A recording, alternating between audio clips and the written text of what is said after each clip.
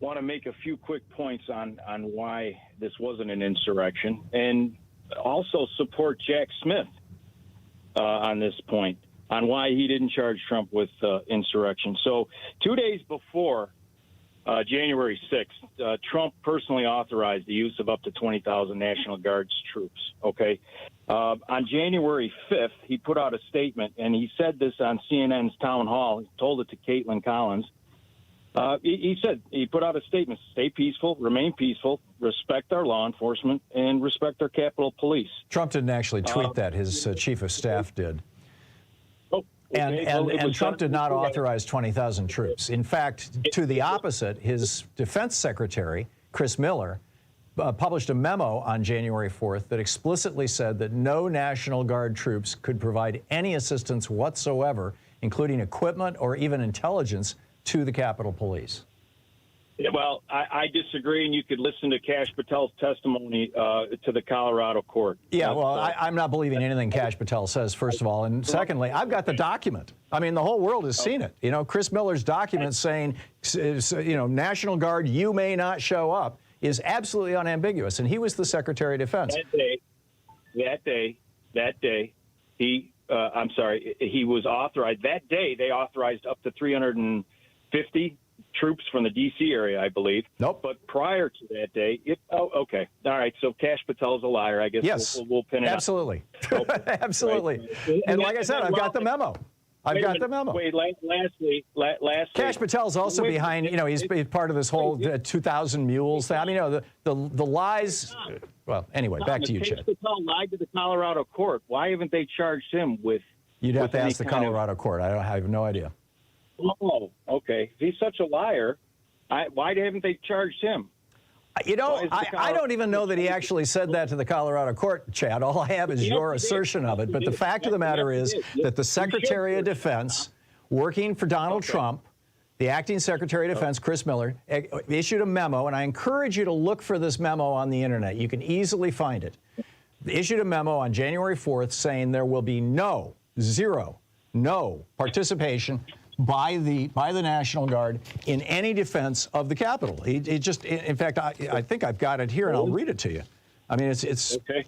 Well, again, then somebody ought to go put a set of leg shackles and handcuffs on Kash Patel for lying to the Colorado courts, because that's. Well, I'm sure Kash Patel isn't the only one who's saying those kind of things. Okay, and then the final piece, real quick. Okay.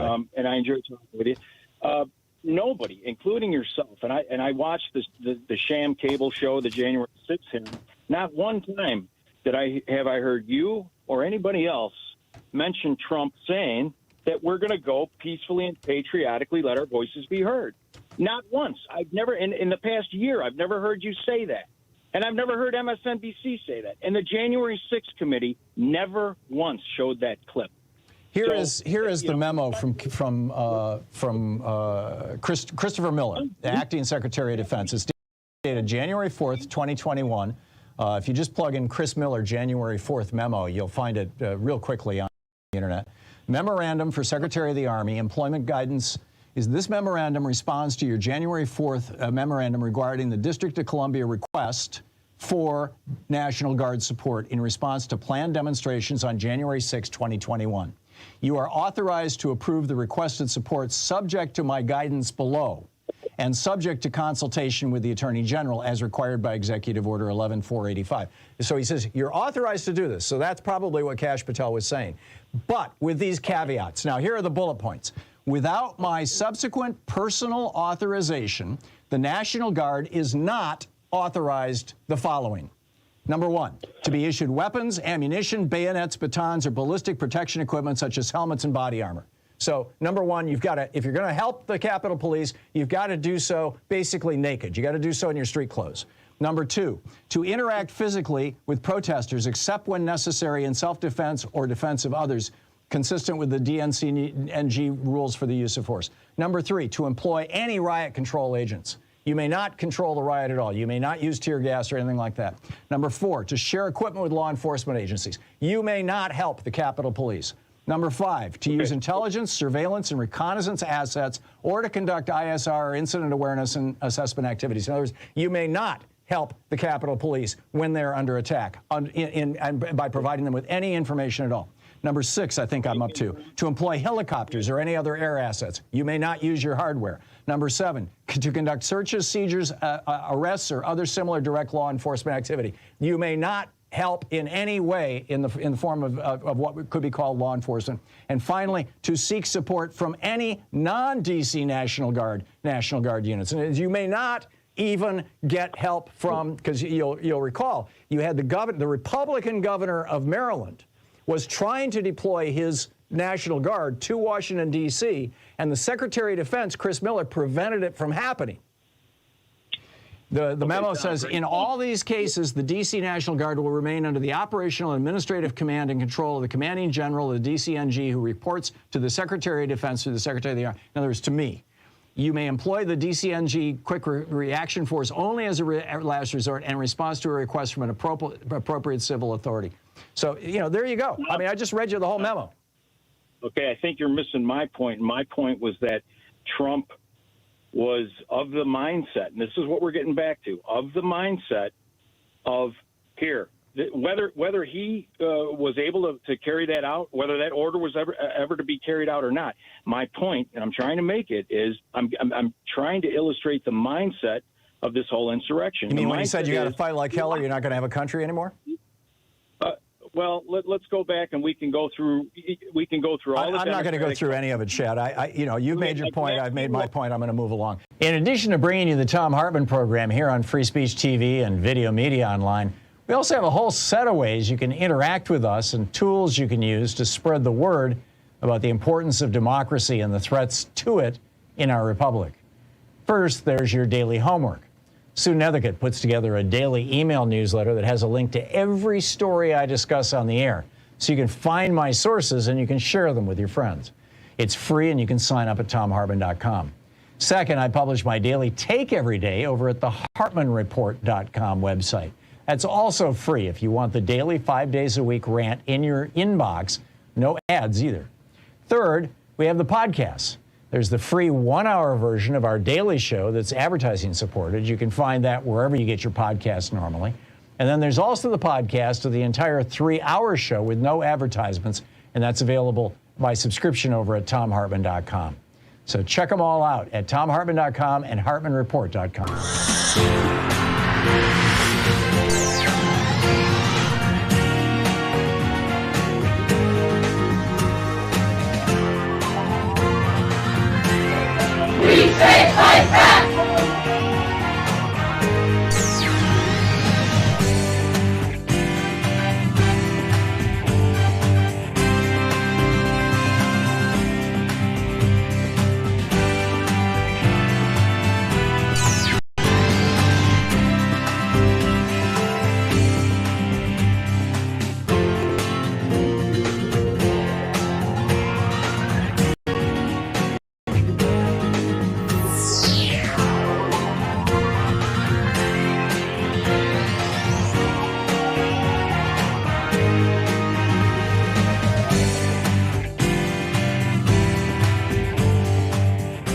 Reading today from a book by David Sanger, the Pulitzer Prize-winning New York Times national security reporter. The title of the book is The Perfect Weapon, War, Sabotage, and Fear in the Cyber Age. We're reading from the preface. A year into Donald J. Trump's presidency, his defense secretary, Jim Mattis, sent the new commander-in-chief a startling recommendation. With nations around the world threatening to use cyber weapons to bring down America's power grids, cell phone networks, and water supplies, Trump should declare that he's ready to take extraordinary steps to protect the country. If any nation hit America's critical infrastructure with a devastating strike, even a non-nuclear one, it should be forewarned that the United States might reach for a nuclear weapon in response. Like most things in Washington, the recommendation leaked immediately. Excuse me. Many declared it a crazy idea and wild overkill.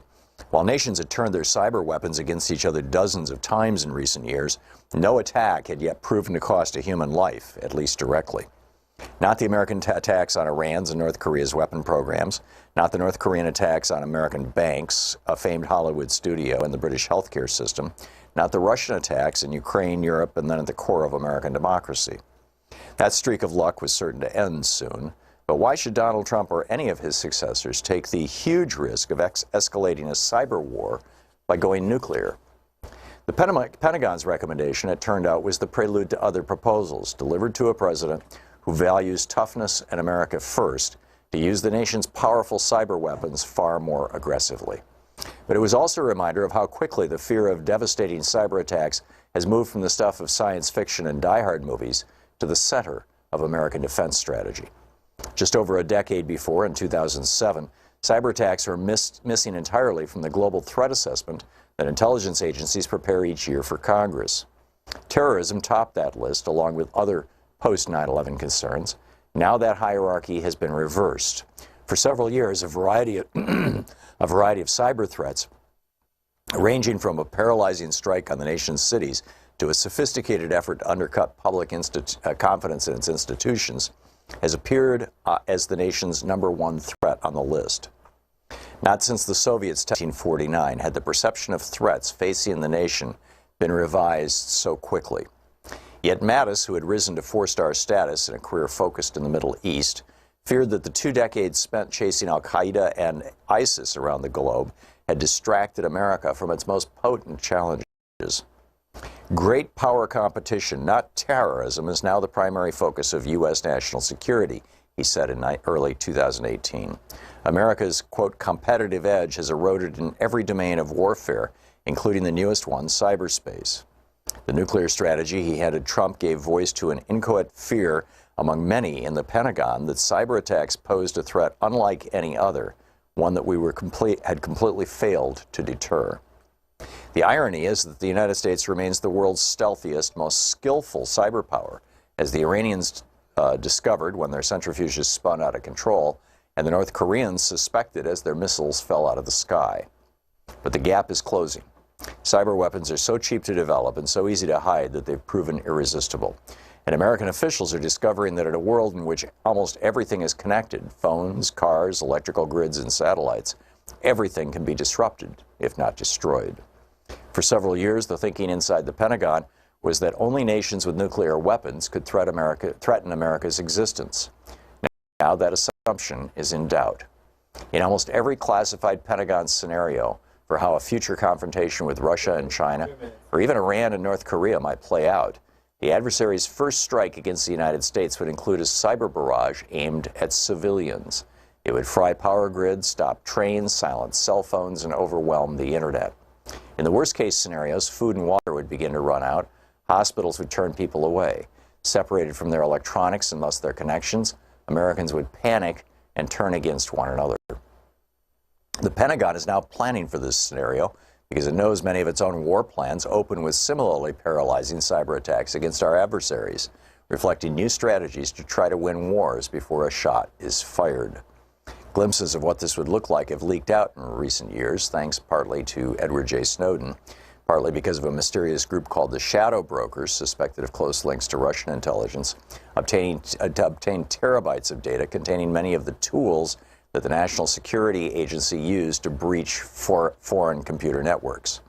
It didn't take long for some of those stolen cyber weapons to be shot back at America and its allies in attacks whose bizarre-sounding names, like WannaCry, suddenly appeared in the headlines every week.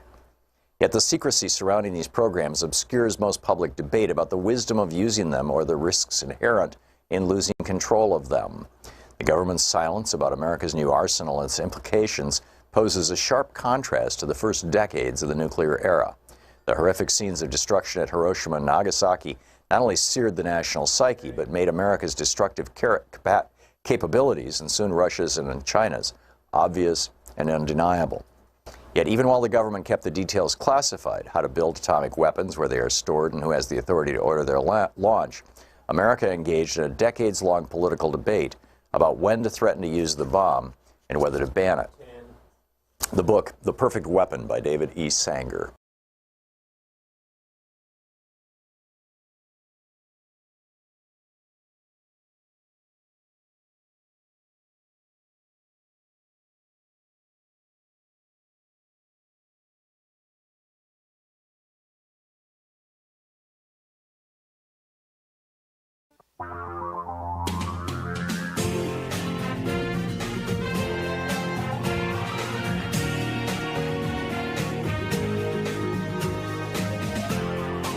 This is the Thom Hartmann Program.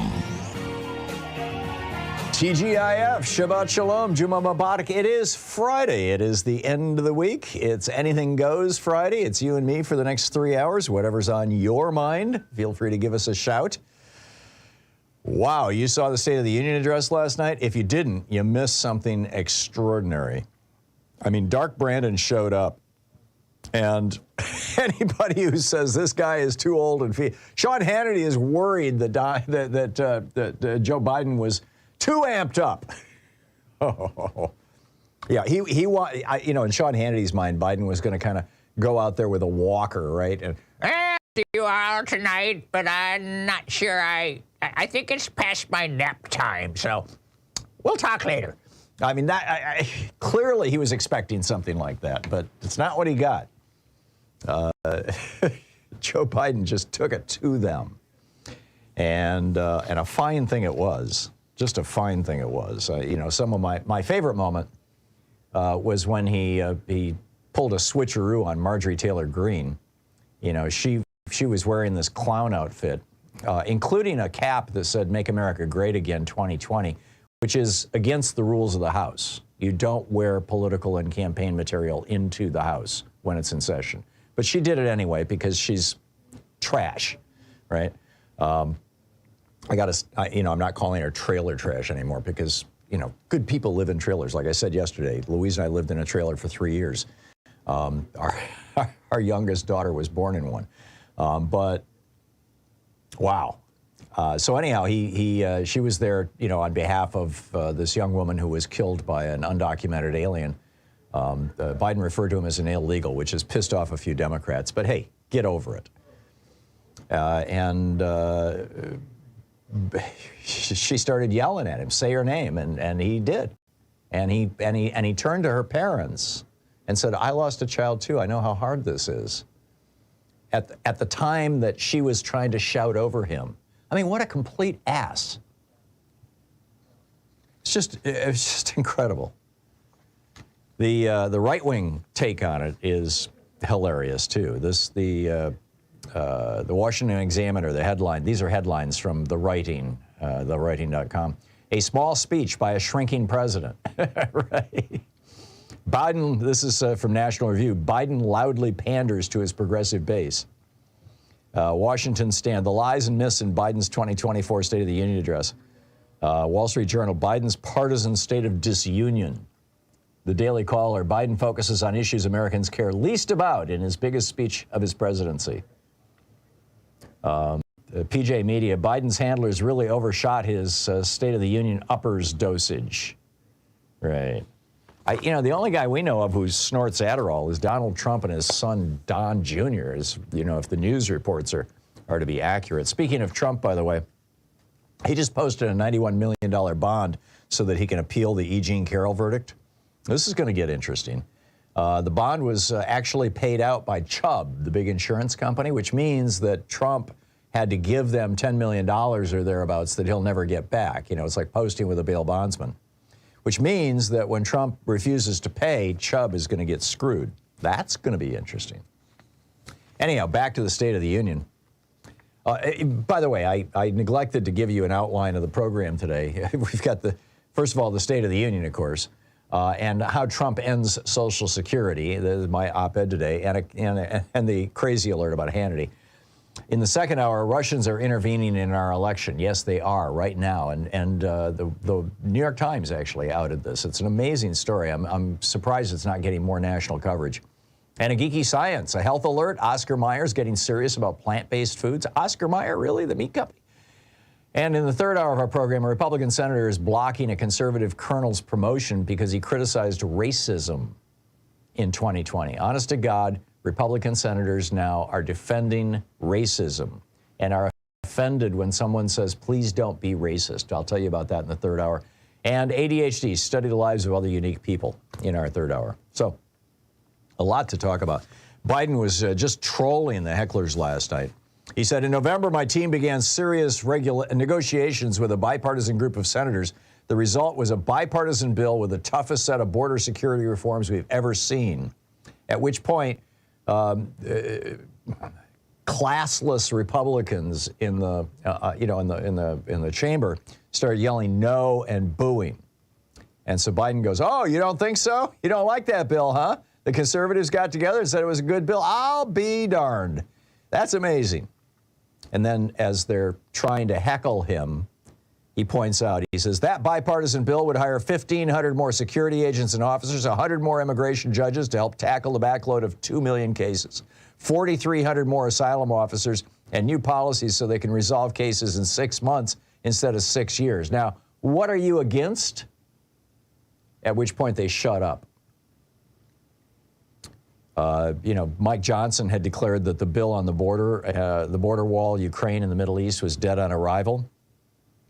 Biden made it clear he doesn't think it's dead on arrival. Mike Johnson, by the way, did you watch this guy, this little guy doing this bobblehead routine? You know, the Republicans did not stand up and applaud, as far as I can tell, for anything, which is pretty amazing. I mean, Biden talks about FDR, right? He says, tonight I come to this chamber to address the nation. Now it's we who face an unprecedented moment in the history of the Union. And yes, my purpose tonight is to wake up the Congress and alert the American people. And he's talking about Russia, right, and Putin. And he says, I will not bow down to Putin like Trump did. And the Republicans just sit there stone-faced while everybody's applauding.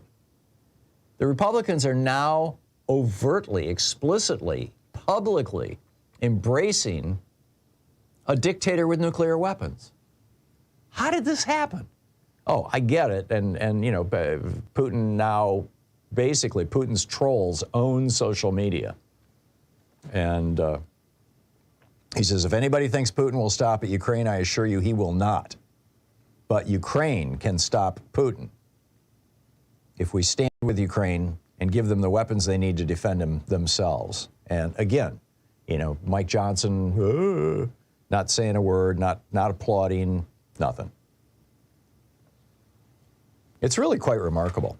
And then there was the State of the Union response. Did you see this? This is, Katie Britt. We're watching this. First of all, she's in her kitchen, right? A Republican woman in her kitchen. Like, hey, this is where Republican women are supposed to be, right? In the kitchen or in the bedroom. That's it. So number one. Number two, she's got the little cross around her neck. Of course, that was predictable. It's called pandering. Although maybe she wears it all the time. I don't know. But she had to display it. But number three, about 2 minutes into her speech, Louise turns to me and goes, she's auditioning for the role of Scarlett O'Hara. It was like Gone with the Wind all over again. It was just, oh. She was on the verge of tears. She was, she went back. It was like a 7th grade acting audition. It was pathetic. And she really had nothing to say. She had no specifics. She was like, oh, it's a terrible time in America. America's not good. And we're not good because we got all these brown-skinned people coming in from the southern border. And Biden won't do anything about it. And Biden had just given a speech saying, hey, give me the bill so we can seal up the border. Anybody who watched both speeches had to be watching her going, really? What world does this woman live in? I thought it was rather pathetic. And our crazy alert, this is jacked up. This is Sean Hannity last night. His speech was so hyped up it was bizarre. It's even frightening to me. Oh, Sean, let me give you a hug. He spent most of the night shouting, speeding through his speech, and clearly overcompensating from the normal everyday Joe that can barely string 2 sentences together. Yeah, right. You can't have it both ways, Sean. Either he's competent or he's incompetent, and last night did not look like incompetent. He goes on to say, I might call him Jacked Up Joe, and that's being charitable. He sounded like a hyper-caffeinated, angry old man. Yeah, well, he's got something to be pissed off about. You and your buddies are trying to throw a fellow democracy to the wolves. He says Biden's address was literally filled with jacked up Joes screaming lie after lie. Lies? I didn't notice any. But, that's me. I just, tend to pay attention to things like this. So, anyhow, as I said, it's Anything Goes Friday. I've got to tell you about Trump ending Social Security. I'll do that after the break briefly, and I'll be picking up your calls. So what say you about anything that's on your mind? As I said, Anything Goes Friday or Anything Goes Weekend. We'll be right back, 16 minutes past the hour. This is the Thom Hartmann Program. Stay tuned. We'll be right back.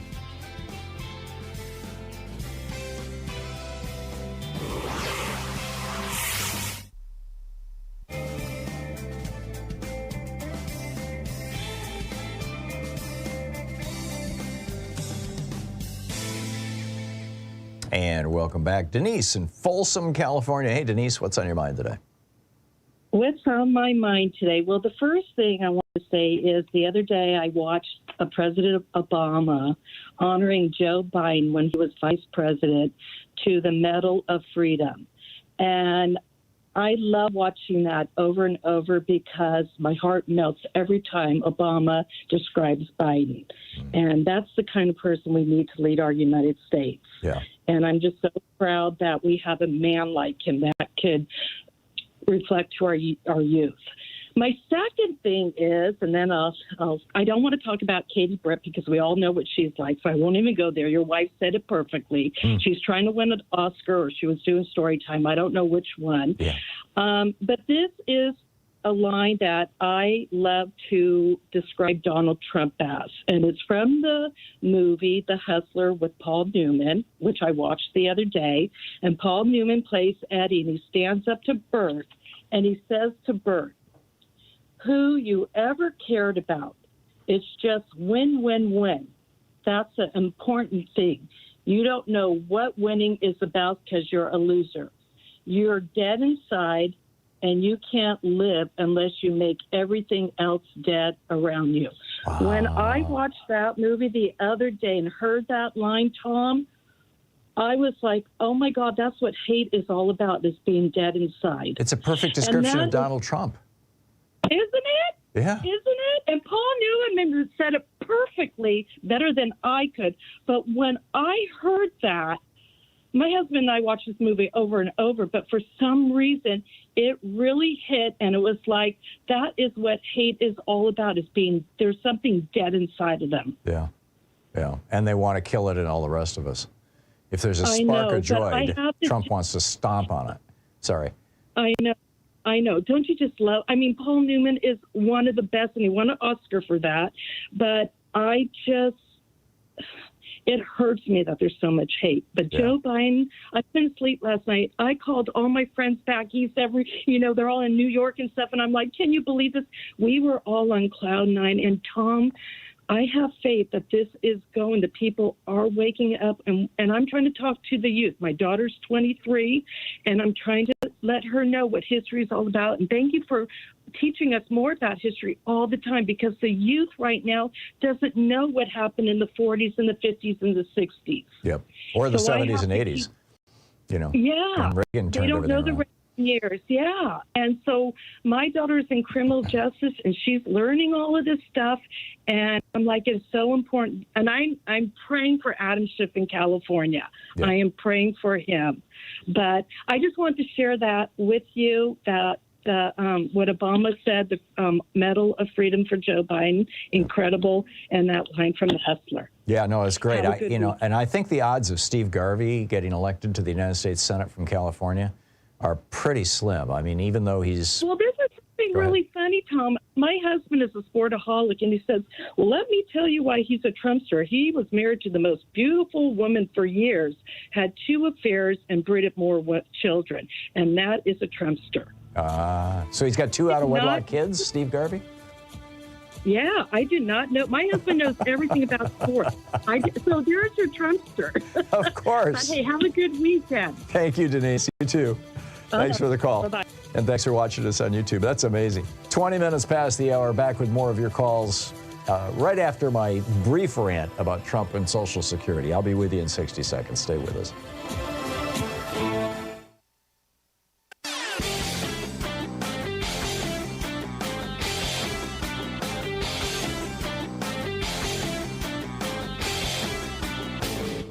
Missed my opening rant today? It's usually published over at HartmannReport.com, where you can read it and share it with your friends for free. Check it out, HartmannReport.com. Have this major culture war going on in the United States. You've got Republicans trying to ban abortion. They're trying to ban books. Not just trying to, they're actually doing all of these things.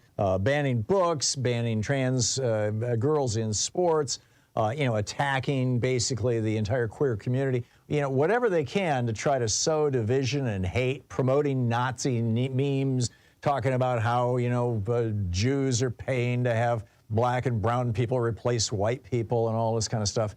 Why are billionaires doing this? Why are they funding these people? I mean, billionaires don't care about crime. They live in gated communities with private security. They don't care about public schools. Their kids go to private schools. They don't care about public transportation. They fly in private jets. Oh, yeah, that's right. If they can get us fighting against each other, if they can get us hating each other, we will ignore their efforts to cut their taxes and deregulate their industries. There's a whole video about it at tom.tv. Check it out.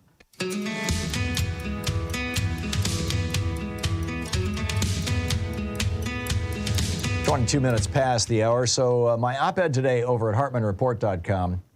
And I'm surprised this issue did not come up. I mean, maybe I missed it, but I don't think that Joe Biden mentioned it in his speech, nor did Katie Britt mention it in her rebuttal.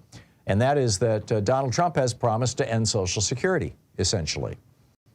In all 4 of the budgets that he introduced to Congress during the 4 years that he was president, in each one of them, there were major cuts to Social Security and Medicare. Those cuts did not, get put into law, but he proposed that. And in 2020, he campaigned on ending the payroll tax. Remember that? He came out and he said, we're going to just end the payroll tax altogether. Well, the payroll tax funds Social Security and Medicare. You end the payroll tax, you don't have Social Security and Medicare anymore.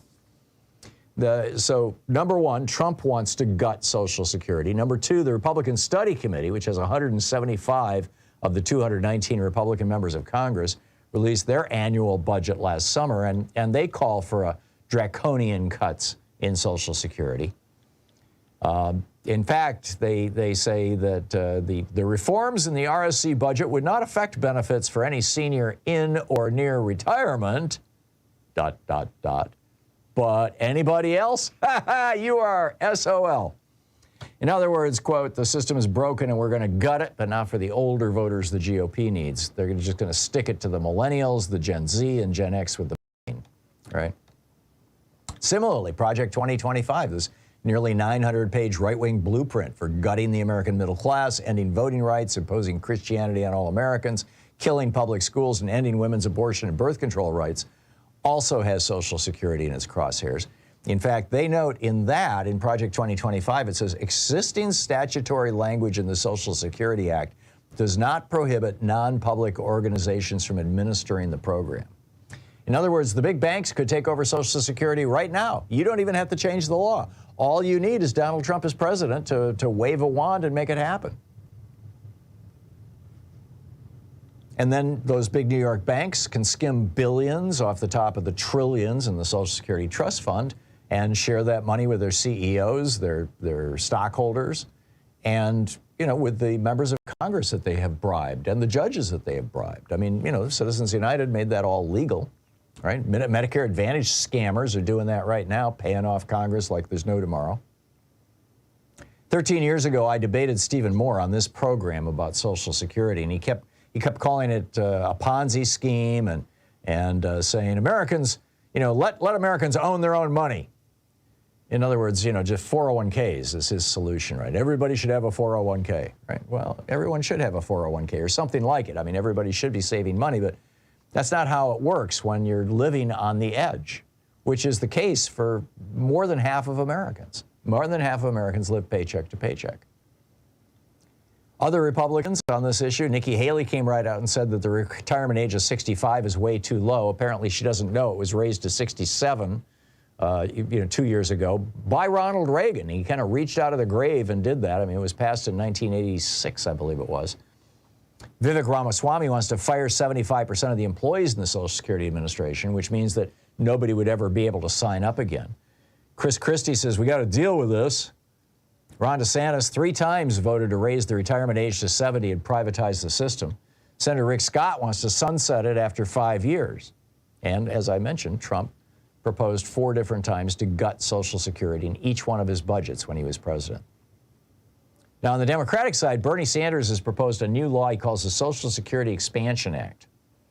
And this is great. This right now, if you make more than $168,000 a year, you stop paying into the system. You don't pay any more Social Security tax.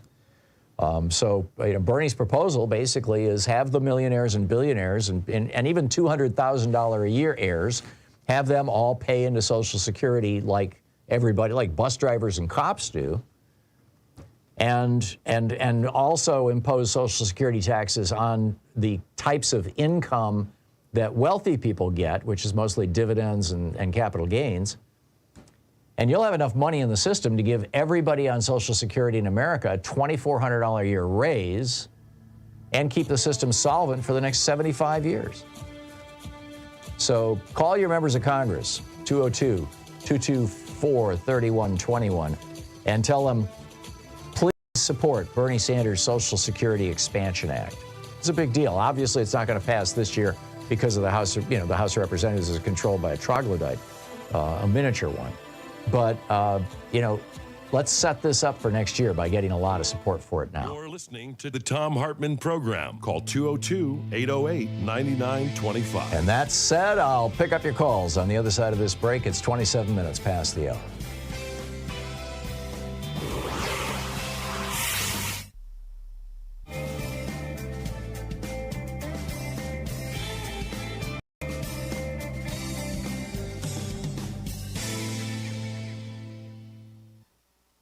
We're reading The Shadow President, The Truth About Mike Pence by Michael D'Antonio. This is from the first chapter. For decades, Pence had presented himself as a humble servant who could be entrusted with power because he was at heart a mild-mannered Midwesterner. Friends and foes alike said his major character trait was extreme niceness. When given the opportunity, Pence described himself as a true Hoosier, son of Indiana, who was a Christian, a conservative, and a Republican in that order. This is how he had introduced himself to the country at the Republican National Convention 6 months earlier. The list contrasted with the usual pledge politicians make to put country first.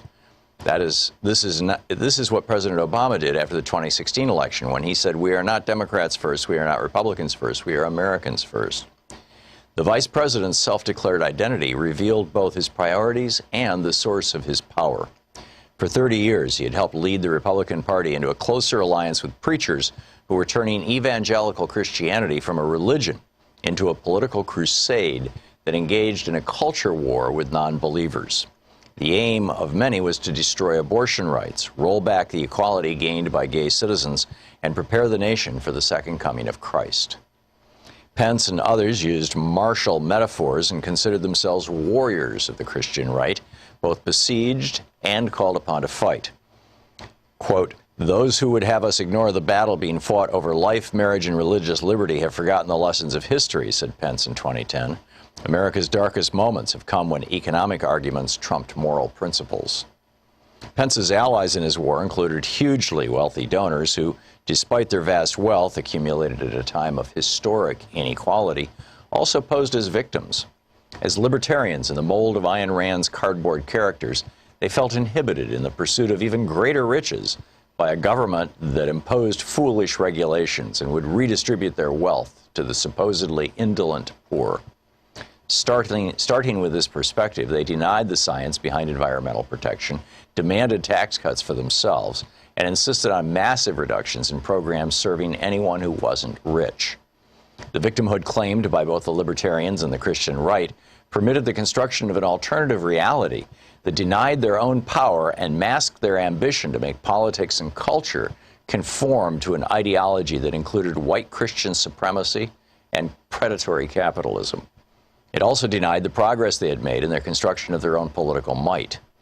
With his oath of office, Vice President Pence became both the free marketer's hero and the most successful Christian supremacist in American history. Most of Pence's life had been preparation for this moment, and possibly one more. His lifelong goal, set when he was a boy, was the Oval Office itself. Remarkably, he had reached this point by tying his fate to Donald J. Trump. a man whose immorality in the form of lying, cheating, and deceiving in every aspect of his life, from his marriage to his businesses, had made him a living exemplar of everything that Christianity and conservatism abhorred. However, this record also suggested that Pence was more likely to assume the highest office in the land than most vice presidents who had come before. To put it bluntly, Trump was vulnerable to impeachment. If this occurred, Pence would see the hand of God at work in his elevation to the presidency. In the meantime, he would wait and watch. On Inauguration Day, with Pence looking on, a slightly stooped Donald Trump stepped forward when it was his turn to face the Chief Justice of the United States Supreme Court, John Roberts. Beside Trump stood his wife, Melania, the former fashion model, who held two Bibles, Lincoln's and Trump's own. At the stroke of noon, the president-elect raised his right hand and placed his left on the Bibles. As he did this, Trump's family members and hundreds of political and government figures strained to see the moment. Trump and Pence were a study in contrast. At age 58, Pence appeared trim, perhaps even athletic, and could have passed for a man 10 years younger. His jacket was neatly buttoned, his hands were clasped at his waist, and his smooth face was set in a half smile. Mere feet away, in some, he resembled a small-town pastor, or maybe even a funeral director. Mere feet away, a stern-faced 70-year-old Trump stood with his coat hanging open like a caftan to reveal a long red necktie. Despite much cosmetic intervention, he looked old and tired. At the conclusion of the presidential oath, which had been voiced by 44 presidents before him, Trump said the words, "So help me God," and accepted the congratulations of those closest to him with a thin-lipped, toothless grin. He then delivered a 15-minute speech replete with distortions and falsehoods that were his trademark. He declared that America was awash with crime and despair and under constant attack. "This American carnage stops right here and stops right now," said Trump. It was the most remembered phrase of the address. That was some weird S-word, former President George W. Bush was heard to remark as he left the inaugural stand. Weird was the mildest word that one could attach to the 45th President of the United States as he launched an administration that would be stained by scandal and corruption so broad it defied a citizen's ability to grasp. Cronyism, secrecy, and nepotism would flourish. Presidential lies, daily cataloged by the Washington Post and others, would come at the rate of more than 150 per month. From the moment of his oath, Mike Pence, the vice president, faced the historic, some would say daunting, challenge of dealing with an erratic and undisciplined commander-in-chief. The book, The Shadow President, The Truth About Mike Pence.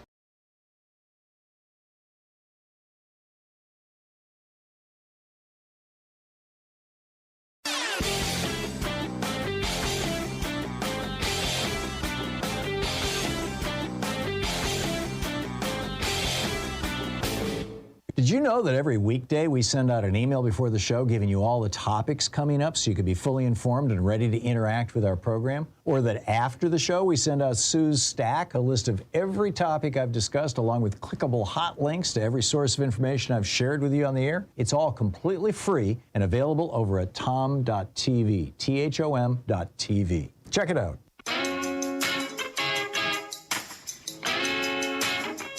34 minutes past the hour, so Heather Gardner over on Twitter, or X, or whatever you call it, I'm going to play a little audio out of my computer here, Sean, is doing a Katie Britt imitation. And I can't show it to you, but you can hear it. My kids to school where there are books that aren't the Bible. She kind of looks like Katie How Britt. can I explain this to my children, Bridgestone and Esther? Y'all, as a mom, I have dinner on the stove. Shit, I forgot. Pardon me, I didn't realize there was a bad word in there. She runs over to the kitchen. Anyway, my apologies. So let's pick up your calls here. John in Sarasota, Florida. Hey, John, what's on your mind today? Hi, happy Friday, Tom. Thank you, John. Back at you. I was calling up because, although I've been critical of President Biden in the past, I'm a Democrat, but I was getting frustrated with him. But it was a great speech yesterday. But now I'm really concerned because I think that I just want to get your take on this. I think we need persistence and consequences. there needs to be a persistent message out there. He gave the Democrats the messaging yesterday. They need to go out there and start preaching it persistently. I mean, that's how the Republicans got the Hunter Biden and Benghazi issues out there, because they didn't give up on them. Yeah. And there needs to be... What were the issues, John, specifically that you think that the Democrats need to be pounding on? Typically, you want to, limit it to three. Well, I mean, I think the number one thing is just hit on that issue about the difference between Ronald Reagan and Donald Trump when it comes to with Russia. Yeah. My gosh, just giving away, let them do whatever the hell they want. Compare that, keep contrasting against tear this wall down. Yep. That was so effective. They just keep doing that, and then keep bringing up that issue about the Social Security and the border. I mean, just this weekend, and then next weekend it could be something else. I mean, not. I shouldn't say it that way, but it should be like everyone showing up on these news shows should have an agenda and not answers. I mean, that's what the Republicans do. I watch news shows all the time, and you can tell these Republicans, they have no interest in answering the question. They got an interest in getting their story out. Right. And they show up with their talking points prepared. Not show up with that mindset. They think it's 1970 and they're getting interviewed by Jack Anderson or David Brinkley. It's not the case anymore. I agree, John. I agree. Although I think they're getting better at it. And just one little thing I didn't, and this is a bit controversial. I just want to get your take on it. When I talk about consequences, I think one of the reasons, because I'm here in Florida, one of the reasons Republicans, I think, are so effective is that they show immediate consequences to their political enemies. I mean, they just dismantled a great institution here. We have a great university here, a great college here in Sarasota. They just completely dismantled it and turned it into a conservative bastion overnight. Yeah. They went after Disney. I mean, they did it immediately. So I'm wondering, like, when you get a situation like Tommy Tuberville, where he's saying, he's holding up promotions, you don't even have to do it. Just say you're considering it. Say, this guy is a danger to our military. Maybe we shouldn't have so many military operations coming out of Alabama. Maybe we need to cut back. I agree. They should be punished. And I think more often it needs to be said that Tommy Tuberville is doing Vladimir Putin's work and has been ever since he helped. Absolutely. He was in Trump's hotel January 5th. That night, he was up in Trump's private quarters with the rest of the seditionists plotting for the following day. And he has never been held to account for that. In fact, he denied he was even there until all the pictures came out. So we know he was up to something no good because he was denying that he was even there. And then, of course, the pictures came out of him there and the other people who were there bragging about Tommy Tuberville was here with us. Well, that was cool. As we planned to overthrow the government. So, yeah, I'm with you. John, thank you very much. Gordon in O'Brien, Oregon. Am I saying that right, Gordon? It's O'Brien. Yes. Okay. Hi, Tom. How are you doing? I'm good. What's up? Hey, I'm the same age you are, and this was the greatest State of the Union address I have ever seen. Me too. I haven't seen them all, but did you notice in the beginning that Mike Johnson did not introduce Joe Biden? Yeah, Johnson blamed Biden for that last night on Fox News. He said that Biden just started talking. He didn't wait for me to introduce him. Did it look differently to you? I say good. Yeah, me too. That's what I thought. I say good. Yeah. Biden really surprised me. He started out attacking, and he never let up. Yep. He just went after him. Yep. It was the entire time. It was a beauty to behold. It really was. Yeah, he put the knife in him and kept turning it. Yep. And the only time they stood up was when there was a mention of some civil rights thing. So they did stand up once? One time, and it was something about the civil rights. Interesting. And the other thing is Biden mentioned my predecessor 13 times. Mm-hmm. And I think he's baiting Trump. And Trump's going to say something, and Biden's going to come back. And he ought to say something, start building it up in later speeches and say, my Nazi predecessor. My Putin-loving predecessor would be, would probably be enough. Yeah. And then he would say it once. He's already called him un-American. There was a point in the speech last night when he was talking about his interaction with Putin and stuff, and he said, well, that's unacceptable. Yeah. He should have said, and he has said it before in public, he should have said that's un-American. Right, and unpatriotic. Yeah, and so I think he's got them baited, and he can start playing with them, and then the other Democrats can keep picking up on it. Yep. You know, and in the very beginning, he invoked FDR. Yep. Bernie was so happy. I'm sure. Yeah. Yeah, and we talked about that yesterday, how Bernie had been pitching that to him. Yeah. And, you know, Bernie, you know, after the speech, you know, he was grinning and shaking his hand. Oh, yeah. But the other thing is the espionage thing. People don't mention it very often, but Trump, you know, what he was doing, he was selling state secrets. I believe so. For hundreds of millions of dollars. He's transactional. So. Of course he was selling them. Yeah. Of course he was. I believe so. And he's got, I believe he still has some. And he's meeting with Viktor Orban today, and Viktor Orban is bringing a diplomatic pouch with him so he can take documents back to Putin if he wants. It's probably a great big pouch. It's probably more like a suitcase. I mean, you know, Trump needs $500 million, and Putin's easily got $500 million. So, you know, what's he going to send over to Russia with Mr. Orban today? Inquiring minds want to know. There you go. Gordon, thank you. Well said. Amen. Thank you. Karen in Yanktown, South Dakota. Hey, Karen, what's on your mind today? Hi, Tom. Hey, thanks for what you do. And I admit I have a little bit more hope today because Biden's State of the Union was really great. I'm almost your age, and I agree with the last caller. It was probably one of the greatest I've heard. Yeah. And but here comes the but. I'm extremely concerned with the constitutional hardball being played, especially right now by the Supreme Court and the smirking religious zealot Speaker of the House that was sitting behind President Biden last night. Yeah. Constitutional hardball is well discussed and identified in Levitsky and Zablat's book, Tyranny of the Minority. It should be a must listen for everybody because it is how Orban, like you said, visiting Mar-a-Lago today, won in and took over in Hungary. And then another book that's really important right now for us to come back and revisit because it's a little bit older is Malcolm Gladwell's book called Outliers.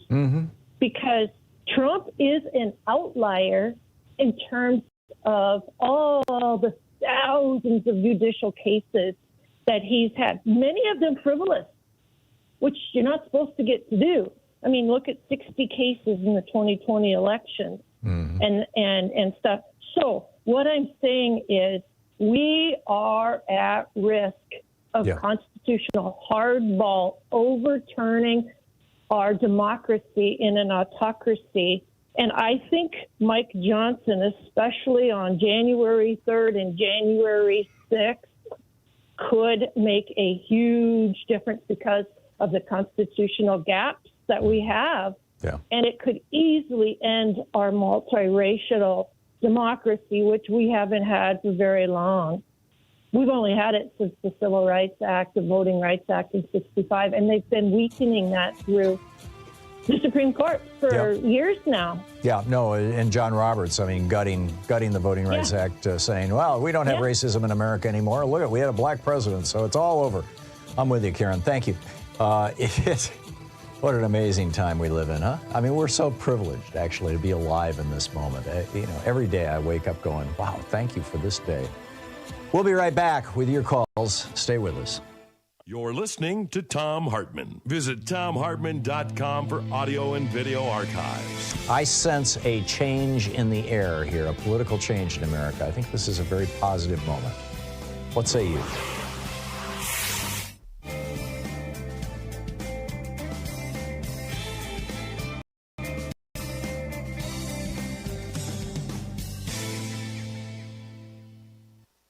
And welcome back. Jessica in Chicago. Hey, Jessica, what's on your mind today?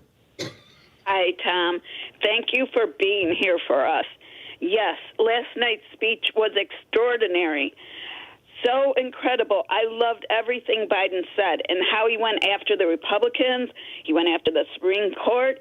And when Biden talked about the details of the border bill, it was great when the cameras went to Senator Lanford, confirming it.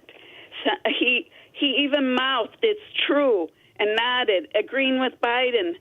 That was the only Republican response that was actually admirable. Yep. Other than that, I was happy when the bouncers removed the Republican congressman yelling at the top of his lungs. It was in a the guest back. of a Republican congressman.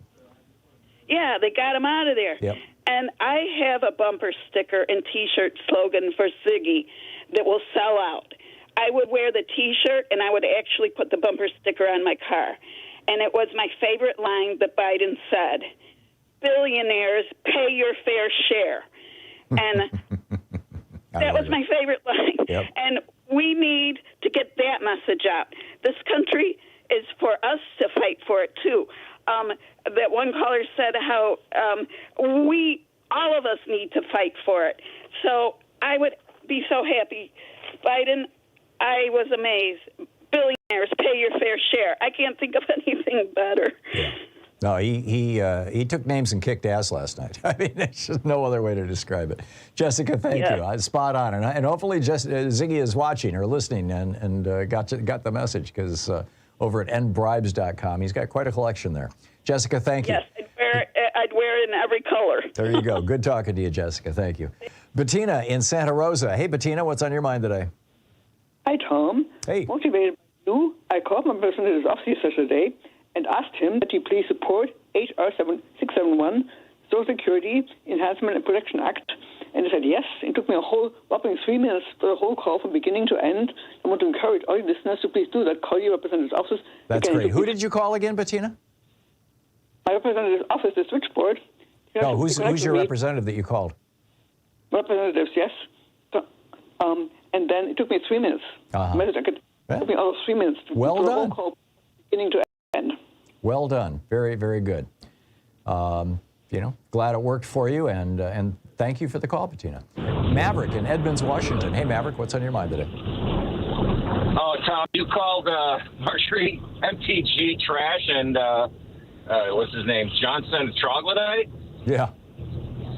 I love that word, troglodyte, but I think you're not really being fair to trash and troglodytes there. I'm sorry. But degrading MAGAs is more fun than punching Nazis in my book. For example, I had an intestinal ailment last week, and I had MTG coming out of one end of me and Mike Johnson coming out of the other, if you know what I mean. Yeah, I don't think I'll touch that one. I want to talk about that amazing speech last night. That was the best I've ever heard a president say in a State of the Union address. The best ever, hands down. Yeah. And I'm not a rah-rah country guy. I'm more of a humanist. But tears were coming to my eyes when I was listening to that. Yeah, it was like when they play the national anthem at a football game. I get misty. I can't help it. Yeah. But I feel positive. I feel optimistic. I feel so much better after watching that speech last night while I was making my asparagus. Me too. Me too. Maverick, thank you. Thanks for the call. Amen. We'll be right back. Almost 10 minutes before the hour.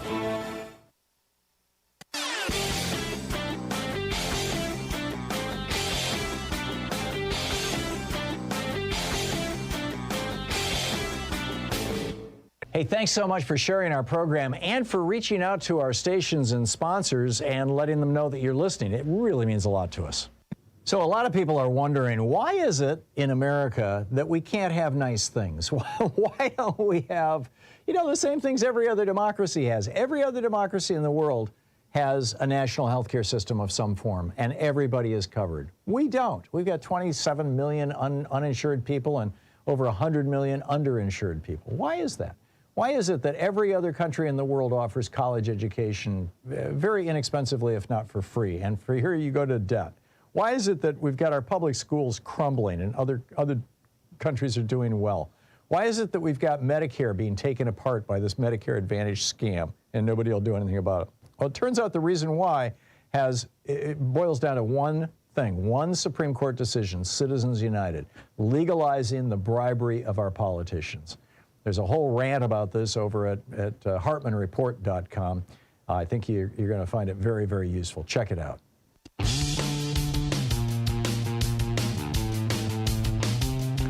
Picking up your calls here. Charlie in Homosassa, Florida. Am I saying that right, Charlie? Yeah, Tom, it's up by Crystal River on the west coast of the state. Ah, but, must be an old Indian name. Taking my call. Yeah.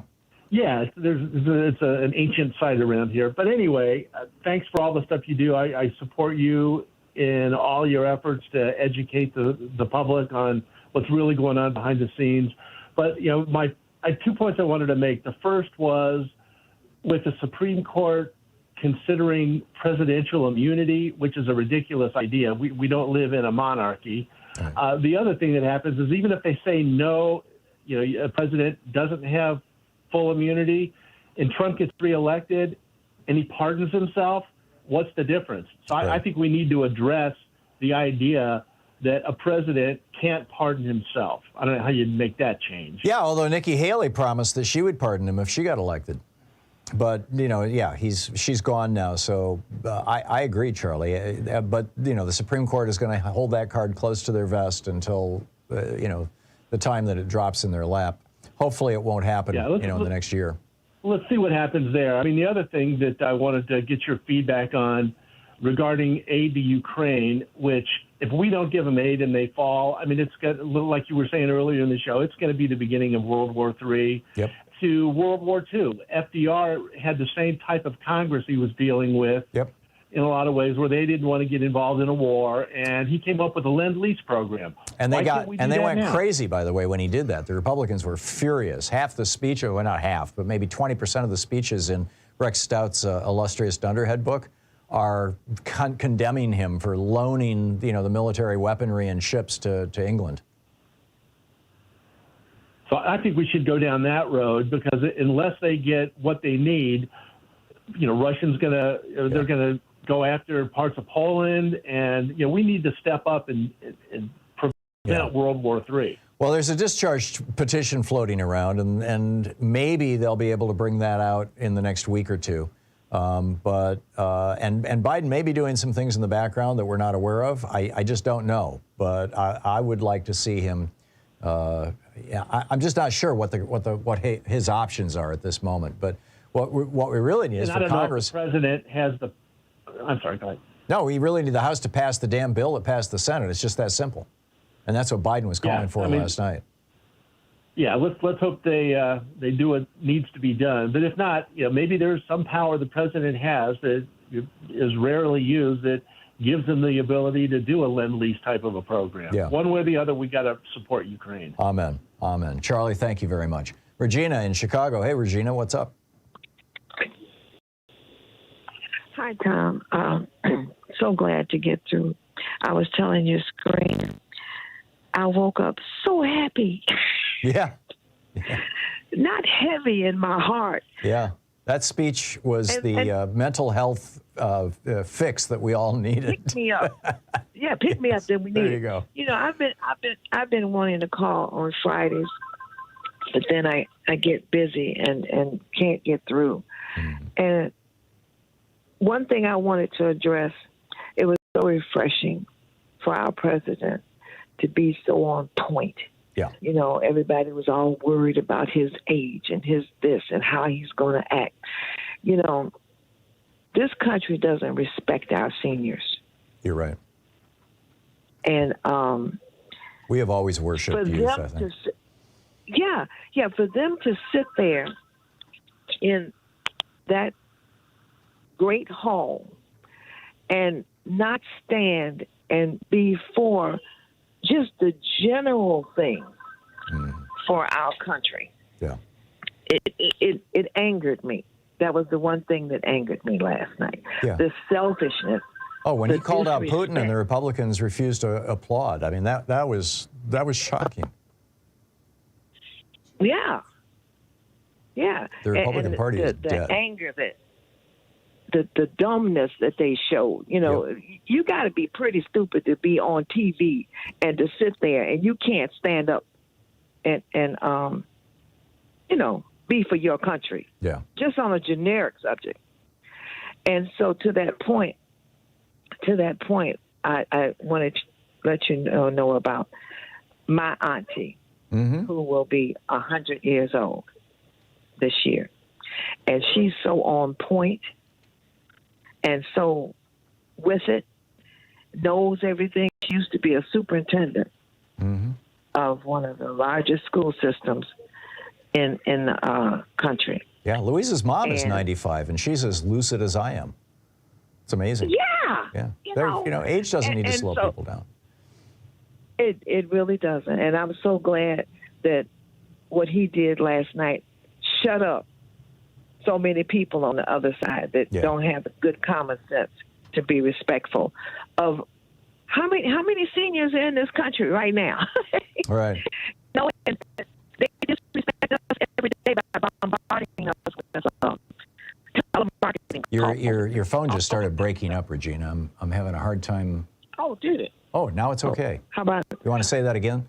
I turned. It's a shame how they. Oh, now it's breaking up again.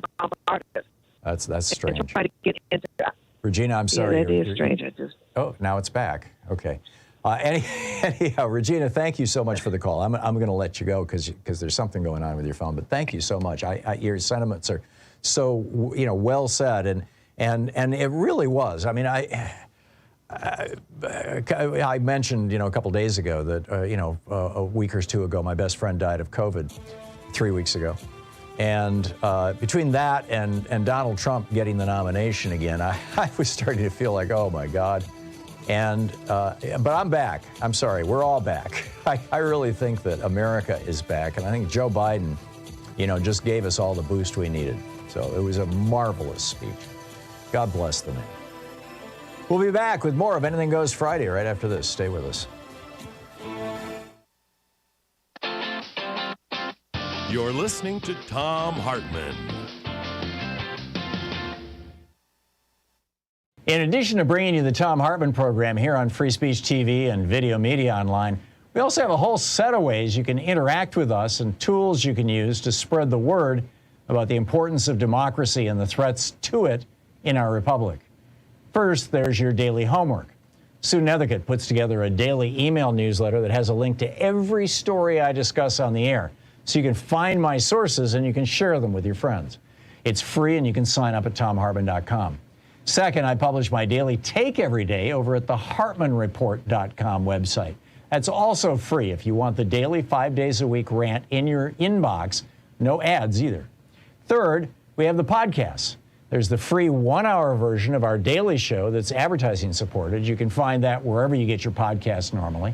And then there's also the podcast of the entire 3-hour show with no advertisements, and that's available by subscription over at thomhartmann.com. So check them all out at thomhartmann.com and hartmannreport.com.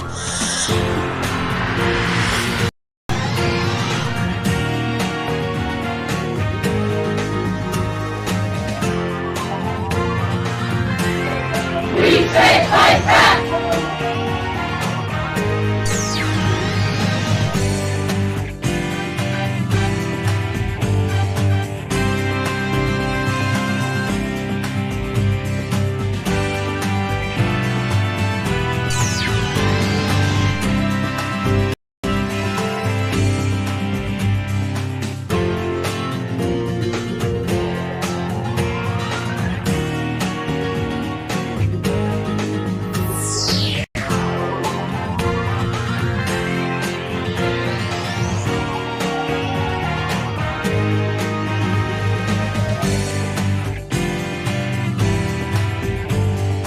Today in the Thom Hartmann Book Club is Unsettling Truths, the ongoing dehumanizing legacy of the doctrine of discovery by Mark Charles and Soon Chan Ra. This is from chapter 1. You cannot discover lands that are already inhabited. I, Mark, said this almost under my breath as I walked past a line of men dressed as Spanish sailors from the 1490s. I was in front of Union Station in Washington, D.C., near the massive statue of Christopher Columbus overlooking the United States Capitol. Every Columbus Day, there's an official ceremony in this plaza honoring Columbus as the discoverer of America. I had stumbled upon this ceremony by accident the year prior. There were a few non-natives holding signs and protesting the ceremony, but nothing very disruptive. I went back the following year primarily out of curiosity. I wasn't intending to protest, nor did I want to make a scene. As I walked up behind the statue and approached the group of men dressed as Spanish sailors, the words just came out of my mouth. You cannot discover lands already inhabited. As I walked further down the line, I said it again, this time a little louder. You cannot discover lands already inhabited. As I continued walking, I came to the front of the line where a group of men dressed in suits were standing. I repeated myself, making sure they could hear me. You cannot discover lands already inhabited. Suck it up, was the reply I heard as I kept walking. By this time, I'd walked around the statue and reached the front where a small stage had been erected and chairs set up for people to watch the ceremony. It hadn't started yet, but more than half the audience was seated waiting for it to begin.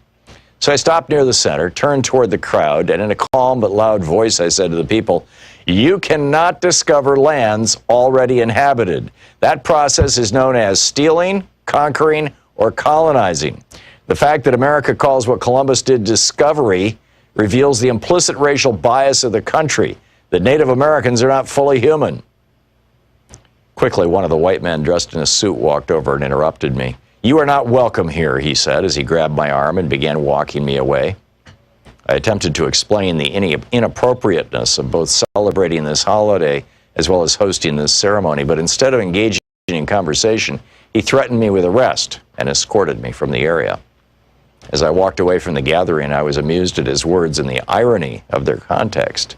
A white man participating in a public ceremony honoring Christopher Columbus as the discoverer of America, telling a native man he was not welcome in that space. How did a flawed assumption about the place of the indigenous population in U.S. society become normative? How are assumptions so deeply ingrained in the American psyche and imagination that dysfunctional and oppressive actions emerge? How did a dysfunctional idea and worldview form that allows for the displacement of native bodies? One of the explanations for the formation of this dysfunctional worldview is the doctrine of discovery. The doctrine of discovery is a set of legal principles that govern the European colonizing powers, particularly during the administration of indigenous land, regarding the administration. It is the primary legal precedent that still controls native affairs and rights, and international law formulated in the 15th and 16th centuries. From a theological perspective, the legal and political role of the doctrine of discovery is rooted in a dysfunctional theological imagination that shaped the European colonial settler worldview. The doctrine emerged from a series of 15th century papal bulls, which are official decrees by the Pope that carry the full weight of his ecclesiastical office. On June 18, 1452, Pope Nicholas V issued the papal bull Dum Diversus, which initiated the first set of documents that would compose the doctrine of discovery. The official decree of the Pope granted permission to King Alfonso V of Portugal, quote, to invade, search out, capture, vanquish, and subdue all Saracens, Muslims, and pagans whatsoever, and other enemies of Christ wheresoever placed, and the kingdoms, dukedoms, principalities, dominions, possessions, and all movable and immovable goods whatsoever, held and possessed by them, and to reduce their persons to perpetual slavery, and to apply and appropriate to himself and his successors the kingdoms, dukedoms, counties, principalities, dominions, possessions, and goods, and to convert them to his or their use and profit. End of quote from Pope Nicholas's papal bull of 1452. Dum Diversus would identify the Saracens, a common term for Muslims at the time, and pagans, essentially identifying any non-Christians as others, as those who could be targeted for, quote, perpetual slavery. The papal bull intentionally used language that identified those outside the European Christian world and enforced the Western theological imagination of non-Europeans as other. The Portuguese took these ecclesiastical statements to heart and perpetrated the slave trade from the African continent to the European and the American continents. As a Christian ruler, the King of Portugal would have power endowed from the church to take possession of the other as slave labor from the continent of Africa. The pagan African body was just another commodity to be taken for the pleasure and profit of the European Christian body, the one made most fully in the image of God. In the January of 1454, Pope Nicholas authored another bull. The book is Unsettling Truths by Charles and Ra.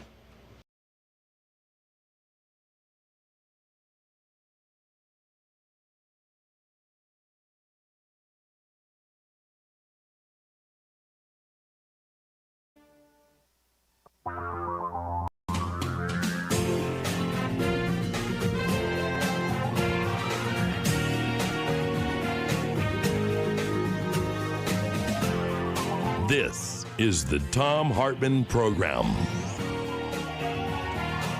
Welcome to the second hour of our program. So the New York Times is reporting that the Russians are actively intervening in our election right now as we speak. And the way they're doing it is by putting up fake news sites that purport to be news sites for Washington, D.C., New York City, Chicago, Miami, et cetera, et cetera. The names of them so far are the D.C. Weekly, the New York News Daily, the Chicago Chronicle, the Miami Chronicle. The Times writes, in fact, these are not local news organizations at all, excuse me. They are Russian creations, researchers and government officials say, meant to mimic actual news organizations to push Kremlin propaganda by interspersing it, excuse me, among an at times odd mix of stories about crime, politics, and culture. So basically what they're doing is they put up these websites. In fact, the Miami one has a tagline that says, falsely, having delivered the Florida news since 1937. Right. And the site published a story last week about a leaked audio recording of Victoria Nuland.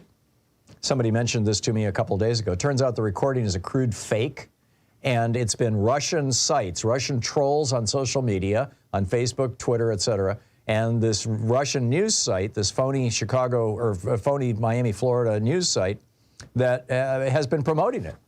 I mean, it's a totally faked audio. The New York Times notes advances in artificial intelligence and other digital tools have made this even easier to do and made the content that they do even more targeted. So basically what they're doing is they're stealing actual news stories from regular websites, from regular news sites, including the Associated Press and others. And so making it look like a newspaper, a couple local stories they steal from the local newspaper, and then they drop in one or two strategic stories about how important it is that we just let Ukraine fight their own wars, or, you know, Victoria Nuland has, you know, is conspiring to overthrow Russia or something like that. And it's all BS. Meanwhile, a Geeky Science, and then I'll pick up your calls here.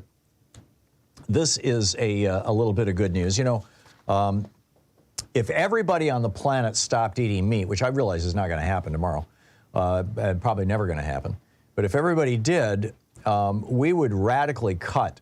The number 3 source of fossil fuel greenhouse gases is the production of meat. We would radically cut our emissions.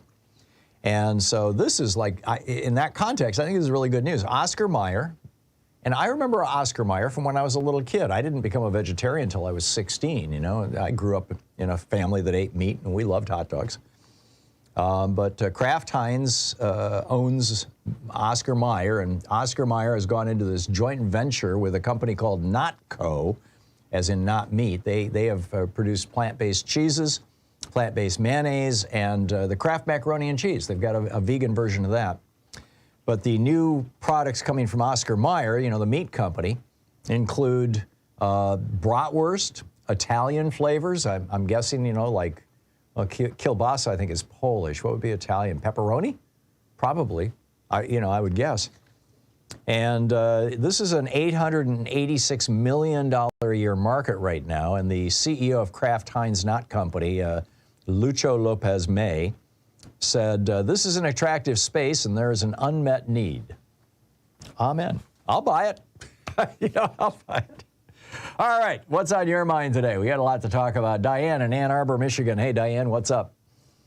Hi, Tom. Was that a speech last night or a speech? That was incredible. I've been on cloud 9 all day, and I think President Biden has put it to rest that he is completely lucid, he is completely capable, and most of all, he must be so engaged and involved in what is going on. Because, I mean, he could pull up those data points on everything. Yeah. And he just took on the Republicans when they popped up like gophers. he just took them on, and he answered this one, and he came back for that one and that one. He didn't skip a beat. So I think people saw a side of Biden that they don't get when he's going to the car or he's moving from one meeting to the next. And they saw him here, and he took everyone on. So you said he could handle it, and he sure did. Yeah. And this morning I called Bernie's office, and I said, you know, you're never going to say one way or another, but I could hear Bernie in there. I think the two of them have done a lot of collaborating. Yep. And I think Biden, like you said, is receptive to other people. And I think he's learning to go left of center. He's very center. Oh, yeah. He's learning to go left of center and be more inclusive in his base, I think. I think he said a lot of things that the young people wanted to hear and the older people wanted to hear, Social Security, Medicare, and all of that. And I think I hope people are starting to see how nefarious the right is.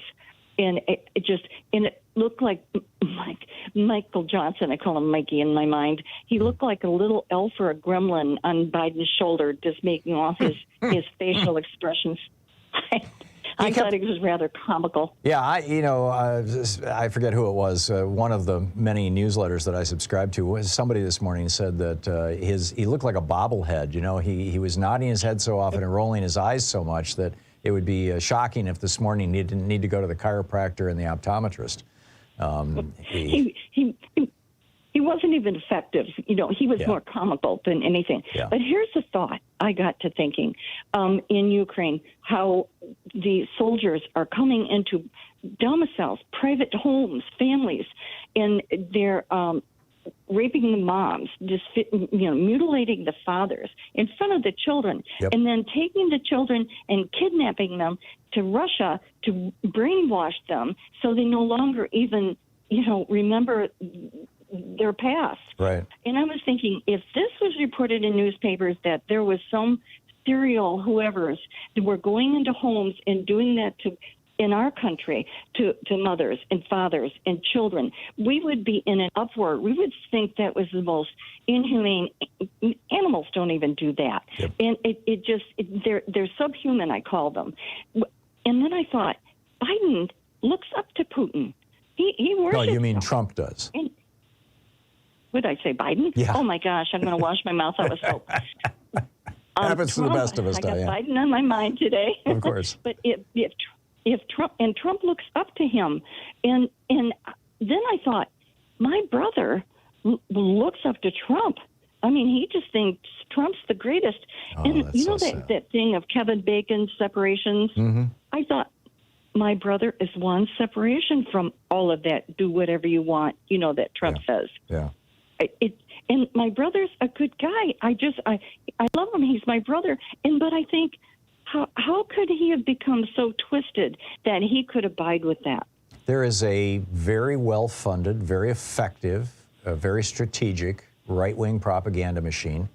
And it's a collaborative effort between Vladimir Putin and his Internet Research Agency and all of his front groups and, the GOP. And they're doing their very best to just basically indoctrinate America and Americans. And your brother, I'm sure, got swept up in that. It's not a good thing. It's whiplash of your brain because you think he's your brother, and then you realize what he's looking up to, and the two just don't go together. I know, it's sad. It's sad. Troubling. Yeah, you just have to, I guess, wait and hope that he wakes up. Diane, thank you for the call. Spot on. It's 14 and a half minutes past the hour. We'll be right back. This is the Thom Hartmann Program. It's Anything Goes weekend here on the Thom Hartmann Program. Be right back with more of your calls on Anything Goes Friday, right after this.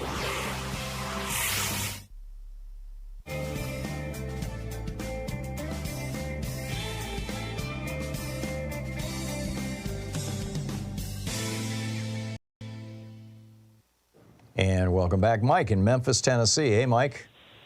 As a conservative, what were your thoughts on the speech last night? I want to congratulate him, but first, the lady I kind of got tickled at the lady talking about the Republicans that wouldn't stand up. It kind of reminded me of when Trump said that black employment and black income was at an all-time high, and they sat on their hands. But anyway, I wanted to congratulate him, even though, he read the speech really well, that whoever wrote it for him. He read it real good. I mean, I want to congratulate him on that. That's called damning with faint praise. Yeah. He ad-libbed a whole lot in there, Mike. And he did pretty good with his ad-libs, too. Okay, but what I really was proud of him for was finally admitting that thousands of people were killed by illegals.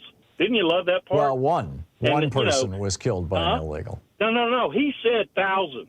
He said thousands of people. You go back and look at it. No, I did. I went back and I read the transcript. What he was referring to, Mike. Right. He said, he continued and he said, what about the thousands of people who have been killed by legals? What he was talking about was gun violence in the United States, to do anything about gun violence. Come on, Tom. No, that's what he was talking about, Mike. It was obvious to anybody who was paying attention. So you also read the transcript. Have you mentioned that girl's name? Have you mentioned that girl's name at all on your program? I don't know.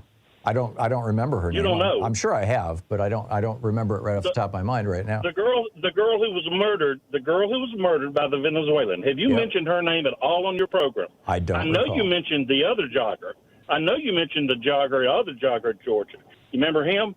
You're talking the black guy who was murdered by the 3 white people? Yeah. Yeah. Yeah, I wonder why she wasn't mentioned, but he was 1,000 times. You know, he's the guy with the... I'm not interested in promoting the right wing's hate. You know, that's human this nature. Hysteria. That's you know, right this just constant fulminating hysteria. So that's right and wrong. A life is a life. Oh, I agree, and you know, I hope the guy gets Why did you do that, Tom? thrown into jail for a good long time. Why did you do that? But any murder is all right, Mike. Scott in Detroit. Hey, Scott, what's on your mind today? Hey, Fröhlich Freitag, Tom. Indeed.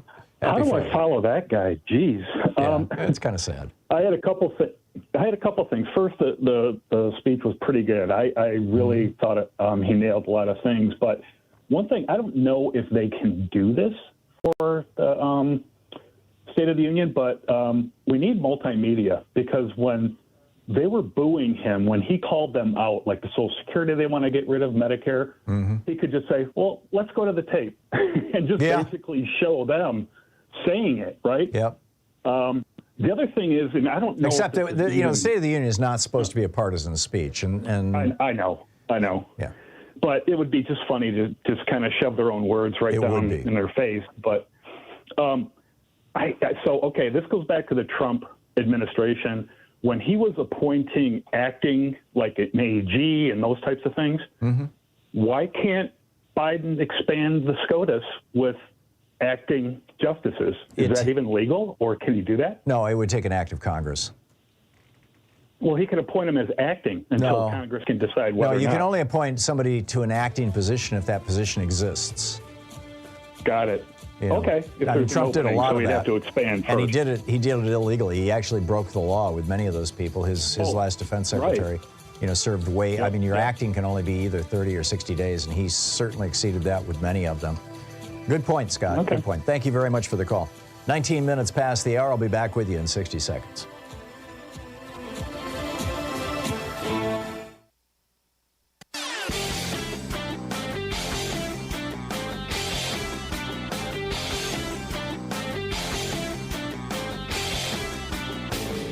Change starts with you. You can be calling your Democratic or Republican representatives to let them know what you think by calling 202-224-3121. It's the Capitol switchboard. It'll get you right through to them. 19 minutes past the hour. Welcome back. Larry, our unofficial official numbers guy here for the Thom Hartmann Program. There was a jobs report today, wasn't there, Larry? It got kind of lost in the shuffle. There was a jobs report, and again, it was spectacular. And Biden is still on. He's going to see 17 million jobs created by the time he ends his first term. That's more jobs than Reagan, Bush, Trump combined. Right. And in 4 years. In 4 years, he's going to outdo, I think that's 24 years of Republican rule. Yeah. And he's still on a track that he might see 30 million jobs created, which is what I predicted when he first became president. And if he does that, he's going to wipe out Ike, Nixon, Reagan, Bush, Trump. Wow. Combined. Wow. Every Republican president since 1952. Yeah. And so this is why the news media tries to ignore what Biden has been doing over the last couple of weeks. I had said that they were going to be forced to report the good news, And so far, they have been fighting that tooth and nail on the Sunday shows. They're trying their best not to report this stuff, and they're still trying to give Donald Trump a path to the White House because they love tax cuts. Well, and they want the horse race. I mean, that's how the media makes their money, is by having a horse race. You see this obviously over at the New York Times. I think it's just despicable, reprehensible what Schultzberger how he has been guiding that publication. I think they've all been bought by the Republicans because when Republicans are in power, all of these multi-billion-dollar corporations get billions of dollars in tax breaks. They get paid to do all of what they're doing right now. Exactly. And that is why, and this is the Democratic presidents have to actually fight the Fed. They're always telling you, don't fight the Fed. Every Democratic president has to fight the Fed in order to see the great jobs numbers that come out of their administration, to see the great stock market returns. All of this stuff that happens good when Democrats are president, they're fighting the Fed every time. So, Larry, and in the last this morning in the last 44 years. Go ahead. I'm sorry. One more point. In the last 44 years, no Democratic president has seen a Fed cut. 44 years. A 44-year-old man and his son, who has grown up, and he may have a son, none of them have seen the Fed cut a Democrat's Fed rate in their life.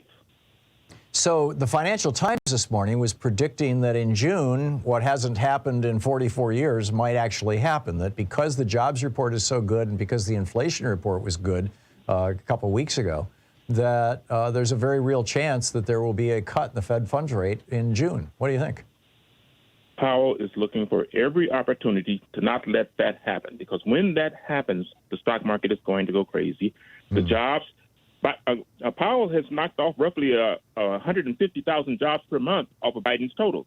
When he starts cutting, all of a sudden, you're going to see this economy grow so fast and it's going to boom so fast, there is no way that Biden will lose the election. I agree. And right now, when you look at the indicators that normally project when we're going to have a recession or not, gold is going up. It's going up because in 44 years, every time the Fed has lowered the Fed rate, we got a recession. Gold only goes up when we're going to have a recession. The indexes don't know how to respond to us possibly having Fed rate cuts, because every time it's happened in the last 44 years, we got a recession.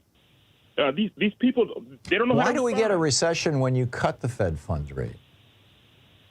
Because the Fed is typically only cutting the Fed rate when the economy is in horrible shape. Oh, I see. So it's not cause-effect, it's correlation. And the economy is always in horrible shape when Republicans are in the White House. Yeah. And so for 44 years, a man and his son and now his child has only seen the economy doing a crash and burn when the Fed was cutting the Fed rate. Fascinating stuff, Larry. I always appreciate your calls, and thank you for being our unofficial official math guy for the program. Appreciate it. Thank you, Larry. Okay. Thank you. Sandra in Omaha, Nebraska. Hey, Sandra, what's on your mind today? Well, I listened to the speech last night. Was very happy with Biden's comments and thoughts and ability to engage. That was a barn burner. I'm sorry? That was a barn burner. Yeah, absolutely. They sat on their hands. They hung their heads. They're, oh, no, what do we do? You know, that kind of an attitude. Yep. And Johnson was just like, oh, grim-faced. But Britt, what was her name? Katie Britt? Yeah, the Republican response. Yeah. It would have been helpful if she'd actually watched the speech. Yes. She said she did, but saying that, oh, he was dithering in his speech. You know, no, he wasn't. Yeah. And Mike, I hate to tell you this, but he wasn't just reading it. He was ad-libbing a lot of it and responding to your favorite people and taking them on. So, no, he wasn't just reading word for word. Yeah. And the British or the Republican response saying the American dream is a nightmare. I'd hate to tell all those people that are making money off of it, hand over a fist. Yeah. I bet they're not thinking it's a nightmare. Yep. And if she doesn't like the border issues, maybe she should talk to her Republican pals, because they're the ones that refuse to bring it up for a vote. They created a bill. She is one of the ones who refused to bring it up for a vote. It's like, So if she's chained to the kitchen, maybe she should try to talk to her husband. This is not the Civil War era. I can get out of the kitchen now and then. Yeah. And maybe start thinking on our own. I wonder who made that decision. It was stupid. To put a This is Republican not woman in her 1950. kitchen. Yeah. It just pandering. I mean, the next one's pandering. going to be in the bedroom, and she's going to be wearing a negligee, like, this is my other job function. That's Yeah, we don't need birth control. God will help us. right, barefoot and pregnant. Yeah, right. Oh man, That's it really was pretty shocking. I mean, she was like something out of the Stepford Wives or The Handmaid's Tale. I mean, Amy Coney Barrett actually, she grew up in this Catholic cult where she was actually called a handmaid, which is like, oh my God. Sandra, thank you. Thanks for the call. Spot on. Good talking to you. It's 27 minutes past the hour. I'll be back with more of your calls here on Anything Goes Weekend on the Thom Hartmann Program. So stay with us. We'll be right back.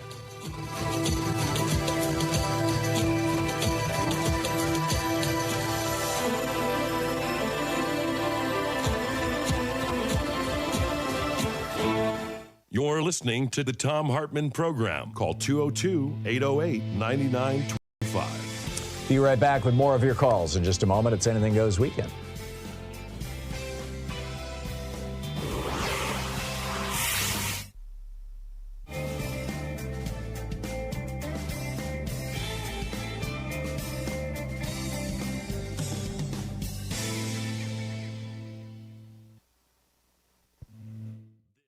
Today's Thom Hartmann Book Club is by Harvey J. Kaye, Professor Harvey Kaye. Take hold of our history, make America radical again. This is from the introduction. On December 1st, 1862, in the midst of the Civil War, just weeks before he was to issue the Emancipation Proclamation, President Abraham Lincoln delivered his annual message to Congress. Lincoln firmly believed that the United States had an historic responsibility to demonstrate to the world that people can govern themselves, make equal rights not just a self-evident truth, but a manifest one, and create a political and economic order in which working people, both white and black, are not compelled to bow to anyone, neither aristocrats nor capitalists. Empowered by tens of thousands of black slaves who were already liberating themselves from bondage by escaping to the Union lines, and increasingly confident that the majority of his fellow Americans would recognize the truth of what he was saying, Lincoln closed his address by calling on them to see that the time had come to remember who they were and what they demanded, or what that demanded. He told them that to save the nation and all that it represented, they must live up to the nation's declared revolutionary purpose and promise, and act to radically enhance American freedom by bringing an end to slavery. This is a quote from Lincoln's address. Fellow citizens, we cannot escape history. The fiery trial through which we pass will light us down in honor or dishonor to the latest generation. We say we are for the Union. The world will not forget that we say this. We know how to save the Union. The world knows we do know how to save it. We, even we here, hold the power and bear the responsibility. In giving freedom to the slave, we assure freedom to the free, honorable alike in what we give and what we preserve. We shall nobly save or meanly lose the last best hope of earth. We too, end of quote from Lincoln, back to Harvey. We too cannot escape history. Our own struggle to save the nation and the promise it proclaims has begun. Finally, after more than 40 years of fear-driven class war and culture war campaigns against the democratic achievements of generations, the hard-won rights of workers, women and people of color, and the very memory of how they were secured, and now both in the wake of the election debacle of 2016, which gave the presidency to the corrupt, mendacious, racist, sexist, and treacherous demagogue Donald Trump, and continued control of Congress to the formerly conservative but increasingly reactionary Republican Party, and in the face of intensified class and culture war campaigns, we the people have come not only to recognize that American democratic life is in jeopardy, but also to mobilize in hopes of saving it. Millions of us have rallied to the resistance and expressed our democratic fears and desires in action. In the historic Women's March and March for Our Lives of young people, the protests, demonstrations, and legal actions to defend the lives and rights of immigrants and refugees, the Me Too movement to combat sexual assault and harassment, the massive teachers' strikes for higher pay and better funding of public schools in states red and blue, and the enthusiastic canvassing and campaigning for a blue wave to win back Congress in the 2018 midterm elections. But resistance is not enough. The time has come for us to remember who we are and what that demands. The time has come for us to embrace our radical history, the history of how a generation of Americans, high and low and in all their diversity, not only turned their colonial rebellion into a war for independence, but also imbued American life, whether they all intended it or not, with radical imperative and impulse by declaring a revolutionary promise of freedom, equality, and democracy for all. The history of how generations of radicals and reformers served as the prophetic memory of that promise, and how generations of ordinary men and women, native-born and immigrant, struggled to make real the right to life, liberty, and the pursuit of happiness, and to expand not only the we in We the People, but also the powers of the people. And most especially in view of the crises we ourselves face, the history of how our greatest generations confronted and prevailed over the forces that threatened to destroy the nation and bury its revolutionary promise in the 1770s, 1860s, and 1930s and 1940s, not to mention the 1960s, by acting to make the United States, both inspired by Washington, Lincoln, and FDR, and pushing them to go farther than they might otherwise have gone, radically freer, more equal, and more democratic than ever before. The time has come to take hold of that history and make America radical again. I've titled this collection of my speeches and essays, Take Hold of Our History, Make America Radical Again, for reasons that will become obvious, and yet I cannot help but confess that if I had had to title it otherwise, I would have been sorely tempted to use, with full attribution, the title Max Lerner gave to his 1938 work, It Is Later Than You Think, The Need for a Militant Democracy. While it may not seem so, the crisis we face is no less demanding of action, urgent action, than that which confronted his generation. The book Take Hold of Our History by Harvey J. Kaye.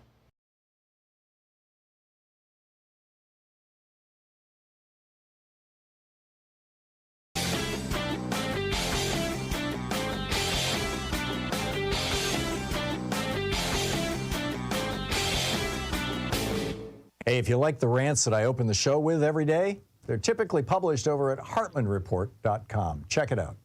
So MAGA Mike and the Republicans want a religious test for people running for public office. They want to know that you are sufficiently Christian to be worthy of being elected. Right. MAGA Mike is one of these 7 mountain evangelicals. There are 7 domains where these dominionists believe that we need to have religion completely take them over. Education, religion, family, business, government, military, arts and entertainment, and the media. Seriously. This is not what Jesus was preaching when he said, give unto Caesar what is Caesar and unto God what is God's. This is the opposite, in fact, of what Jesus was teaching. It's the opposite of Matthew 25, where Jesus said the only way to get to heaven is by feeding the hungry, healing the sick, helping the poor. This is counter-Christian, anti-Christian, in fact. In fact, I think you could say it is the Antichrist's work.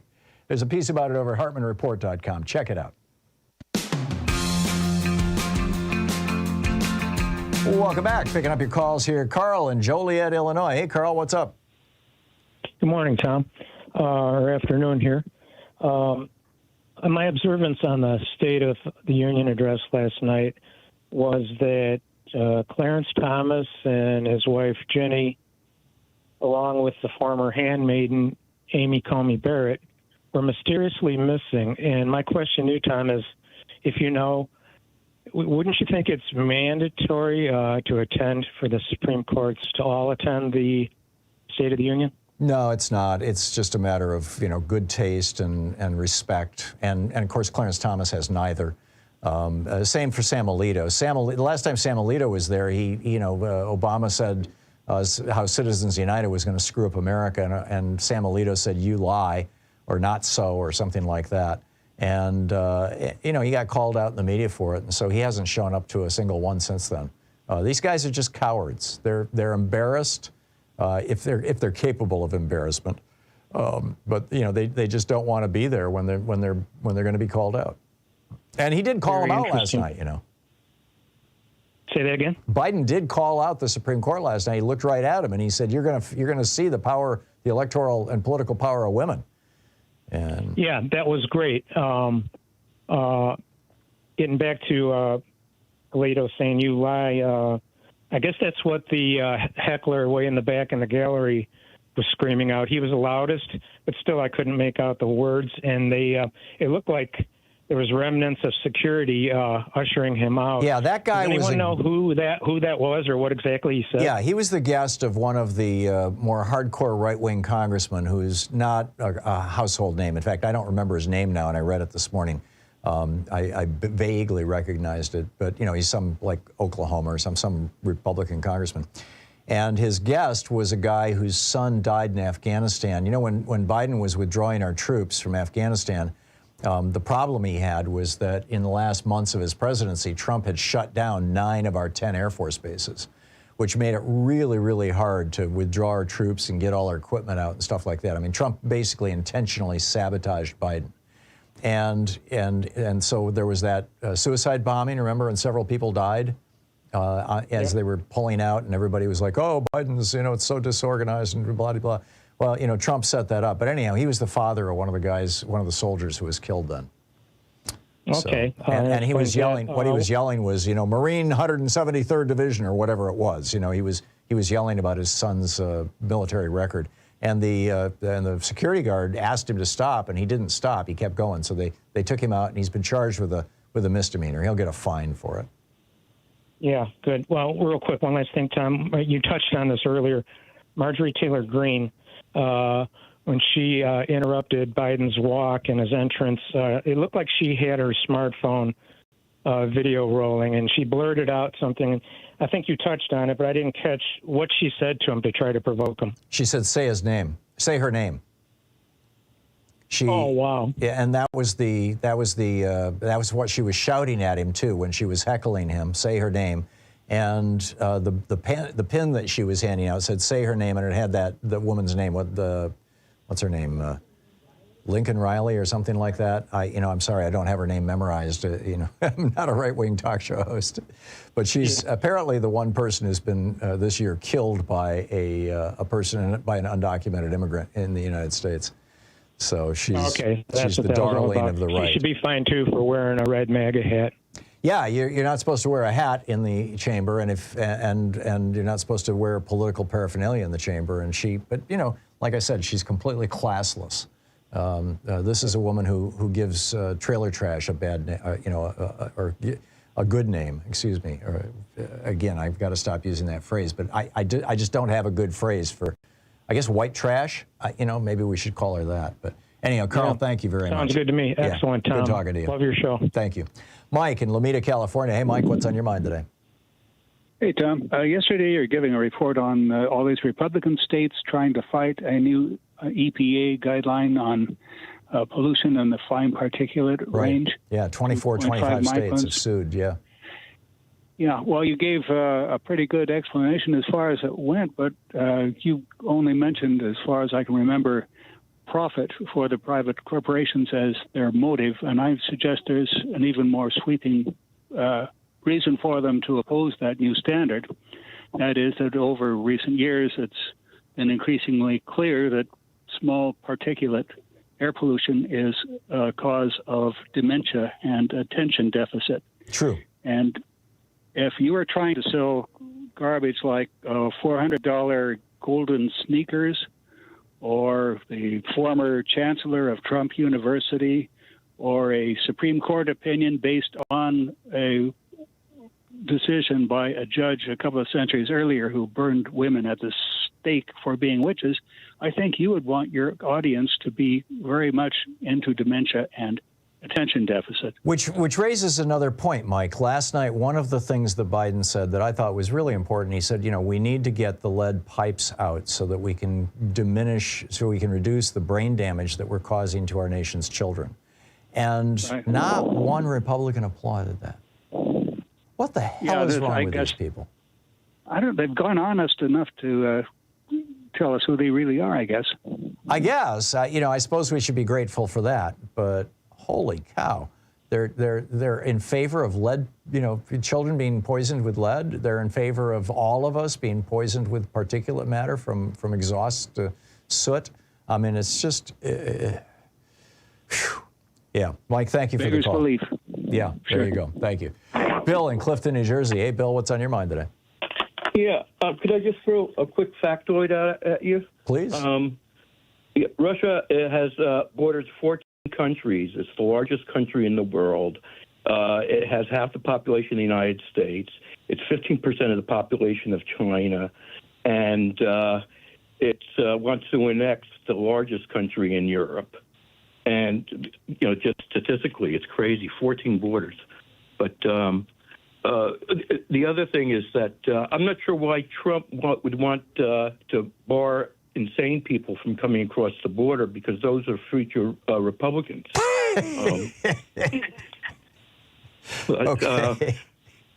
But about the response last night from the Republicans, it reminded me of one of those commercials for the poor animals that are starving. All it needed was that background music. Oh, yeah. Yeah, but I think the table was to appeal to Democrats because, you know, Biden talks about table issues and stuff around the table. I think that's what it was going for, but it was a miss. I mean, it was a miss for Democrats. If you look on social media, though, there's Republicans praising her up one side and down the other. Right. The other thing is the problem is going to be with Ukraine aid is because the Republicans are going to insist on Israel aid at the same time. And I think we should hold back on Well, that is part of that legislation. I agree with you. Israeli aid should be qualified on Netanyahu leaving office and a two-state solution being put into place. But nonetheless, I mean, there's that legislation. And that legislation, by the way, doesn't just have aid to Israel. It has huge aid for the Gazans and that Mike Johnson is holding up. Right. And one other thing, can't our allies buy military equipment from us and give it to the Ukraine? I don't know. I don't know how that works. I know that if you redistribute military equipment from the United States, you have to disclose your intention to do that at the beginning. And I think that might violate the law. I just don't, I'm not certain, though, Bill. I'm not an expert on military procurement. I guess it would have happened if it was true. I'm guessing. I'm guessing. Yeah. Okay. Bill, thanks a lot for the call. The only other thing, Citizens United has to go. That's the linchpin in everything that's wrong. Amen. I'm with you. Amen. Thank you. Norma in Montgomery, Alabama. Hey, Norma. What's up? Hi, Tom. How you doing? I'm better today than I was yesterday. That was a hell of a speech last night. It was the best speech I've heard since JFK. Yep. And that's just all you have to say about it. And the behavior of the Republican Party was despicable. Yep. Yeah. But I wanted to talk about Ukraine. And for those of us who are still trying to get help for Ukraine, ask the people you talk to if their parents ever mentioned ration stamps. Do you remember your parents talking about ration stamps during World War II? Yeah, my dad told me how they rationed butter, they rationed gasoline, they rationed flour. Flour, yeah. Nylons, yeah, ladies' nylons. Yeah. Yep. Yes. So if these people keep stopping Biden from sending help to Ukraine, we could have World War III, and that's just all there is to it. Yep. I think that when he recognized the Swedish representative and he stood up, that was a slap in Putin and Trump's face. Yep, the Swedish Prime Minister, yes. Yes. And if people don't understand that, what the Republicans holding up aid to Ukraine will lead to World War III, they're very ignorant. Mm-hmm. And I had a strange strange experience last night. I went to the neighborhood association meeting for the first time in 10 years. There were only, this is a mixed neighborhood, very mixed. You name it, we've got it. And you mean racially? Only two, racially, yes. And we have married gay couples also, coming and going. Married men, married women. It's a very diverse neighborhood. The only two black people, one was a policeman to give his crime report, which was their main concern, that there were shootings, that they could hear gunshots. This was their main concern. The other one was a black representative from our black mayor's office. And this was a very strange thing. And our representative from the State House, a Democrat, came to give us a report on the gambling bill, in which they're going to appoint a commission of 7 people to regulate gambling. And I asked him, how long will the appointment last? He said they haven't decided. I said, how much are they going to be paid? Are they going to be considered state employees to be part of our retirement system? And he said they're still working on that. But this, it's just, our primary Tuesday was very bad. There was nothing on the Democratic ticket because of our Democratic Party problems. And it was just, sorry, guys. I'm ashamed of, my senators. Please forgive us. I totally but my son was watching Truth Social, and he was watching Trump belittle Biden through the entire speech. So the girl who has the brother, I'm with you, girl. Visit I get it. Norma, thank you. for audio and video archives. It's 47 minutes past the hour. It's Anything Goes Weekend. Picking up your calls. I'll be right back with you.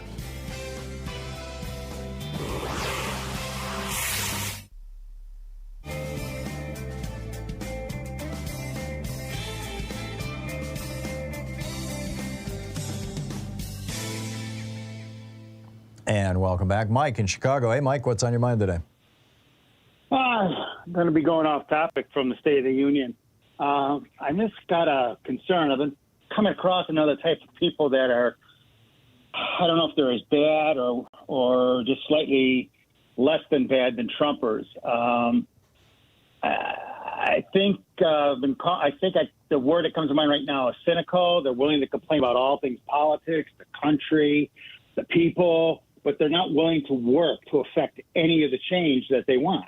And to a sense, they're almost as bad to be around Trump supporters, but they don't support them. But the response to the political climate today is, after pointing out all the flaws of both sides, never offering an alternative, is to say that, hey, you know what? Maybe it might be better off if Trump did win.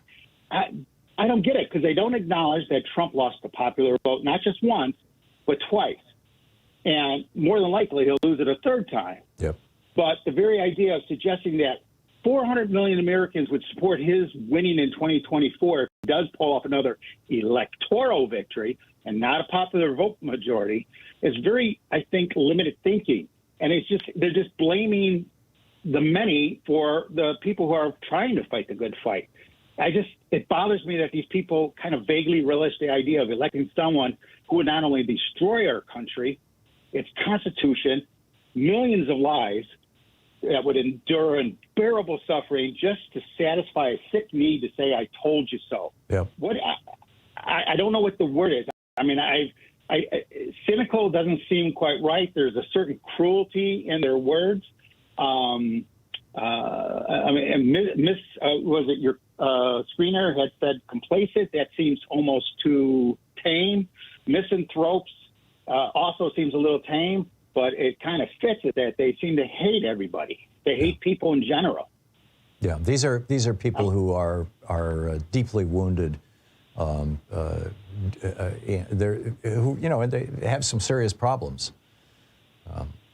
I can't understand why somebody would want to follow a convicted rapist.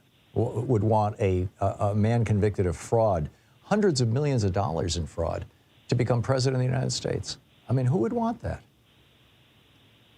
I don't know, but it seems like they're getting some type of sick, joyous perversion out of the idea of seeing the country suffer under this leadership. And they're not, they're not willing to do anything to change anything.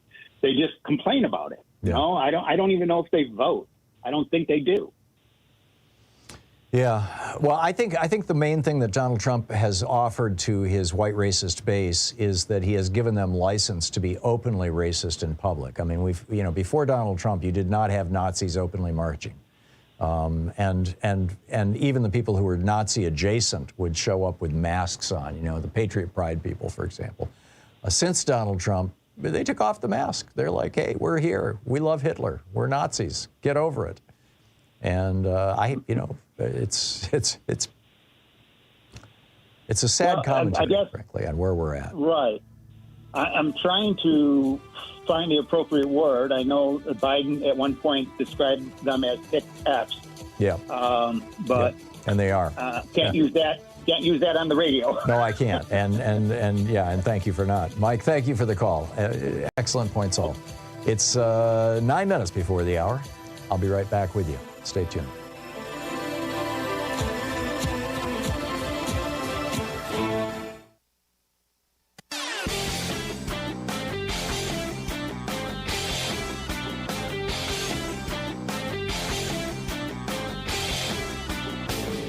Help support progressive radio. If you're listening to us on a commercial station, call their advertisers and let them know you're listening. If you're listening to us on Pacifica, or one of our many nonprofit stations, please support them when they do their fundraising drives. Thanks for supporting Progressive Talk Radio, and tag you're it.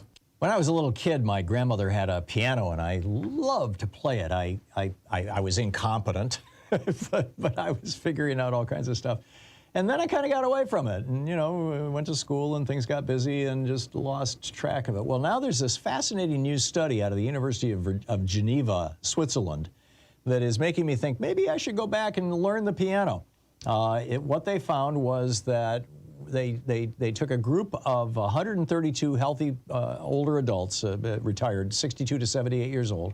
Half of them learned the piano, half of them took music classes without learning the piano.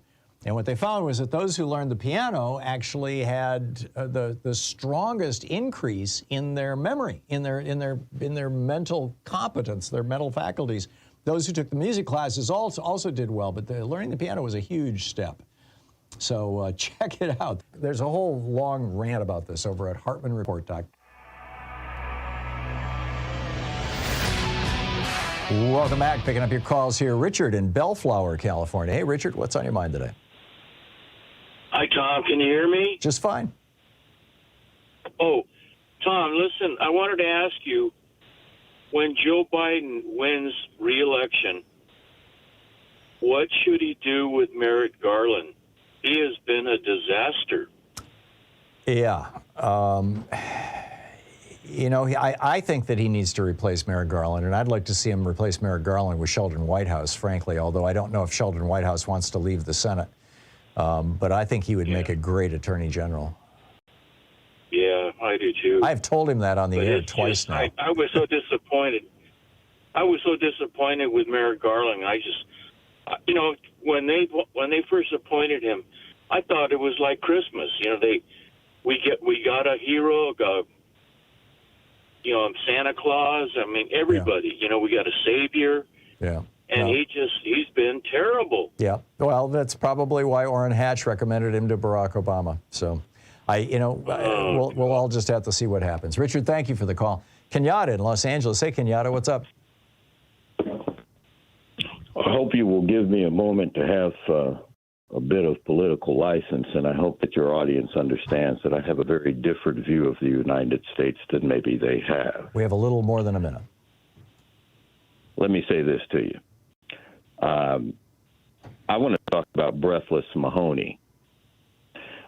You may recall in 1990 there was a remake of the old Dick Tracy series that was a comic book and then later a television program way before I was born in the mid-'60s. But it was remade in a movie, and Madonna played a character along with Warren Beatty.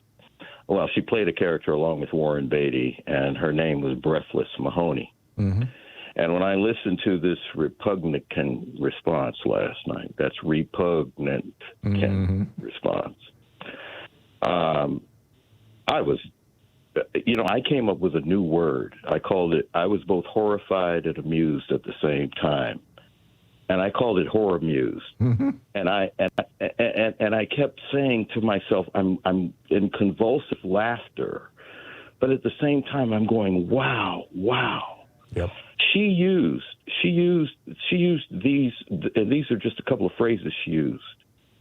Our forefathers came to the United States and tamed the wild. Oy. She said, our DNA. That's how you describe genocide. No, tamed the wild. She said, our DNA put us on the moon. I know, when she said that, I turned to Louise and said, our DNA? That's how Hitler talked. Wow. Yep. I'm doing it again. Yep. There you go. It was, let me just say this. I came of age in the late 70s, early 80s. And that was when MTV came out. Yep. And MTV was huge, as you know. Mm-hmm. And one of the things, as a once accomplished jazz musician, that's how I worked my way through undergraduate school. Don't play anymore. Chops are terrible. But anyway, if you take the video out and not look at her, you've got to just listen to the audio. Yeah. It's astonishing. It really is. And by the way, I just want to tell you again, I'm loving your newsletter. People need to go over to Substack.com and plug in Kenyatta and find it and sign up for it. It's brilliant. Kenyatta, thank you for dropping by. As long as you've got an asbestos stomach. There you go. There you go. Thank you. You're listening to Thom Hartmann. In addition to bringing you the Thom Hartmann Program here on Free Speech TV and Video Media Online, we also have a whole set of ways you can interact with us and tools you can use to spread the word about the importance of democracy and the threats to it in our republic. First, there's your daily homework. Sue Nethercutt puts together a daily email newsletter that has a link to every story I discuss on the air, so you can find my sources and you can share them with your friends. It's free and you can sign up at ThomHartmann.com. Second, I publish my daily take every day over at the HartmannReport.com website. That's also free if you want the daily 5 days a week rant in your inbox. No ads either. Third, we have the podcasts. There's the free 1-hour version of our daily show that's advertising supported. You can find that wherever you get your podcasts normally. And then there's also the podcast of the entire 3-hour show with no advertisements, and that's available by subscription over at ThomHartmann.com. So check them all out at ThomHartmann.com and HartmannReport.com.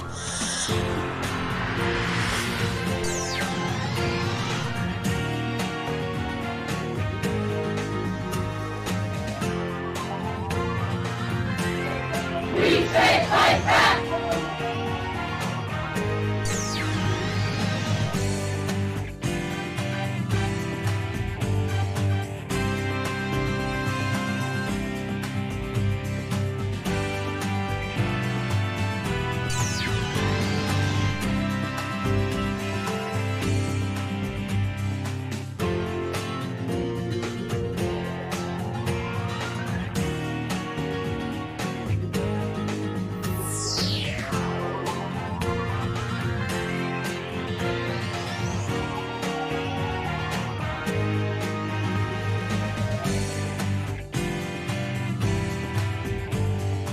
And today's Thom Hartmann Book Club is by Harvey J. Kaye, Professor Harvey Kaye. Take Hold of Our History, Make America Radical Again.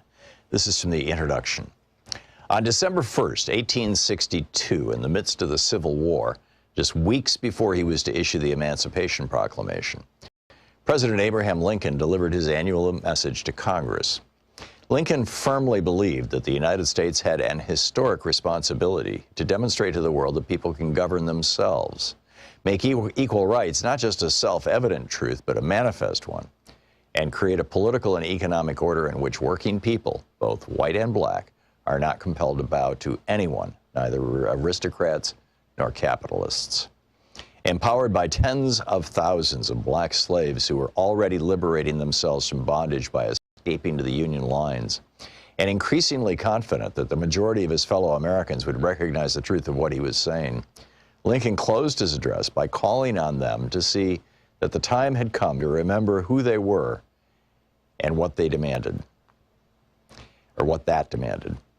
He told them that to save the nation and all that it represented, they must live up to the nation's declared revolutionary purpose and promise and act to radically enhance American freedom by bringing an end to slavery. This is a quote from Lincoln's address. Fellow citizens, we cannot escape history. The fiery trial through which we pass will light us down in honor or dishonor to the latest generation. We say we are for the Union. The world will not forget that we say this. We know how to save the Union. The world knows we do know how to save it. We, even we here, hold the power and bear the responsibility. In giving freedom to the slave, we assure freedom to the free, honorable alike in what we give and what we preserve. We shall nobly save or meanly lose the last best hope of earth. We too, end of quote from Lincoln. Back to Harvey. We too cannot escape history. Our own struggle to save the nation and the promise it proclaims has begun.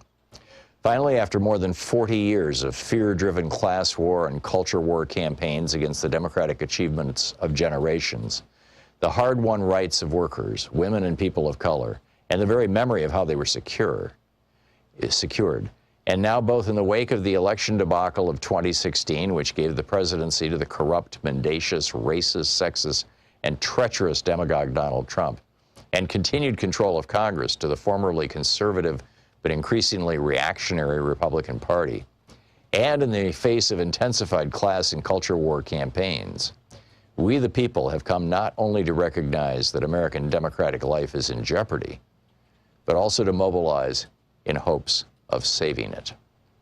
Millions of us have rallied to the resistance and expressed our democratic fears and desires in action.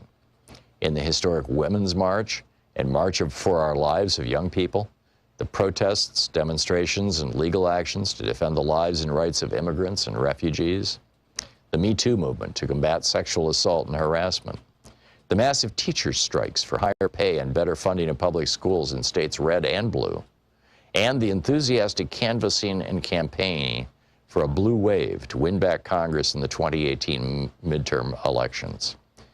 But resistance is not enough. The time has come for us to remember who we are and what that demands. The time has come for us to embrace our radical history, the history of how a generation of Americans, high and low, and in all their diversity, not only turned their colonial rebellion into a war for independence, but also imbued American life, whether they all intended it or not, with radical imperative and impulse by declaring a revolutionary promise of freedom, equality, and democracy for all. The history of how generations of radicals and reformers served as the prophetic memory of that promise, and how generations of ordinary men and women, native-born and immigrant, struggled to make real the right to life, liberty, and the pursuit of happiness, and to expand not only the we in We the People, but also the powers of the people.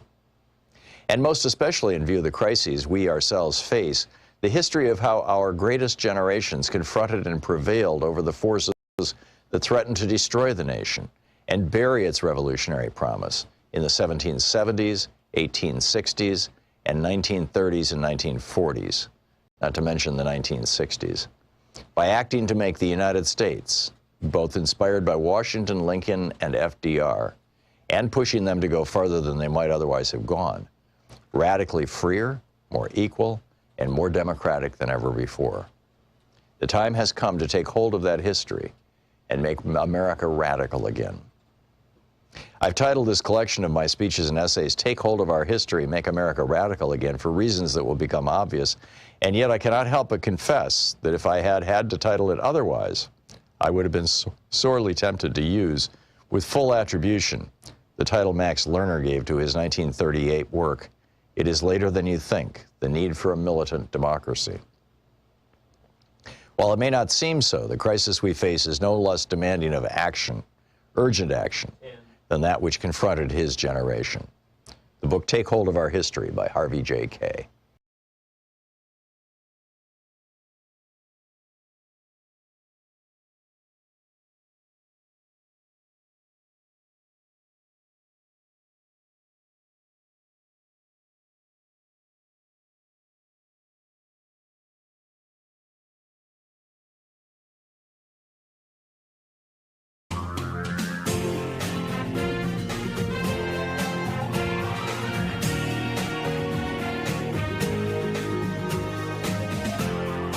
This is the Thom Hartmann Program.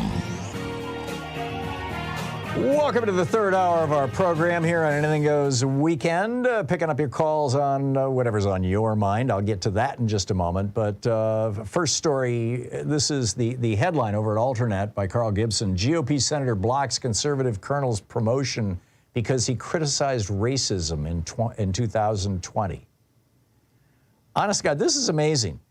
Senator Eric Schmitt, he's the Republican from Missouri, or one of the two Republicans from Missouri. And Colonel Ben Johnson is in line for a promotion. He worked as Chief of Staff for the Illinois-based Air Mobility Command. He oversaw 110,000 employees. He's a graduate of the Air Force Academy. He's fluent in Arabic. He has 7 air medals. He's flown 900 combat hours over Iraq, Afghanistan, and Syria. He's described as a devout Christian devoted to his biracial family. And Colonel Johnson, who is scheduled for a promotion to, admiral or general or something like that, wrote back in 2020, 3 years ago, he wrote an op-ed in the Air Force Times in which he called on his fellow white colonels to, quote, address our blind spots around race.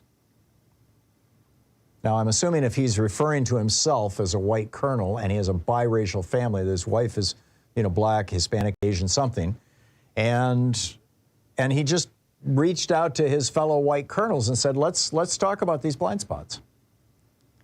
And because he said that, this right-wing, white, racist senator, Eric Schmitt, the Republican from Missouri, is holding up his promotion because he said we should talk about race.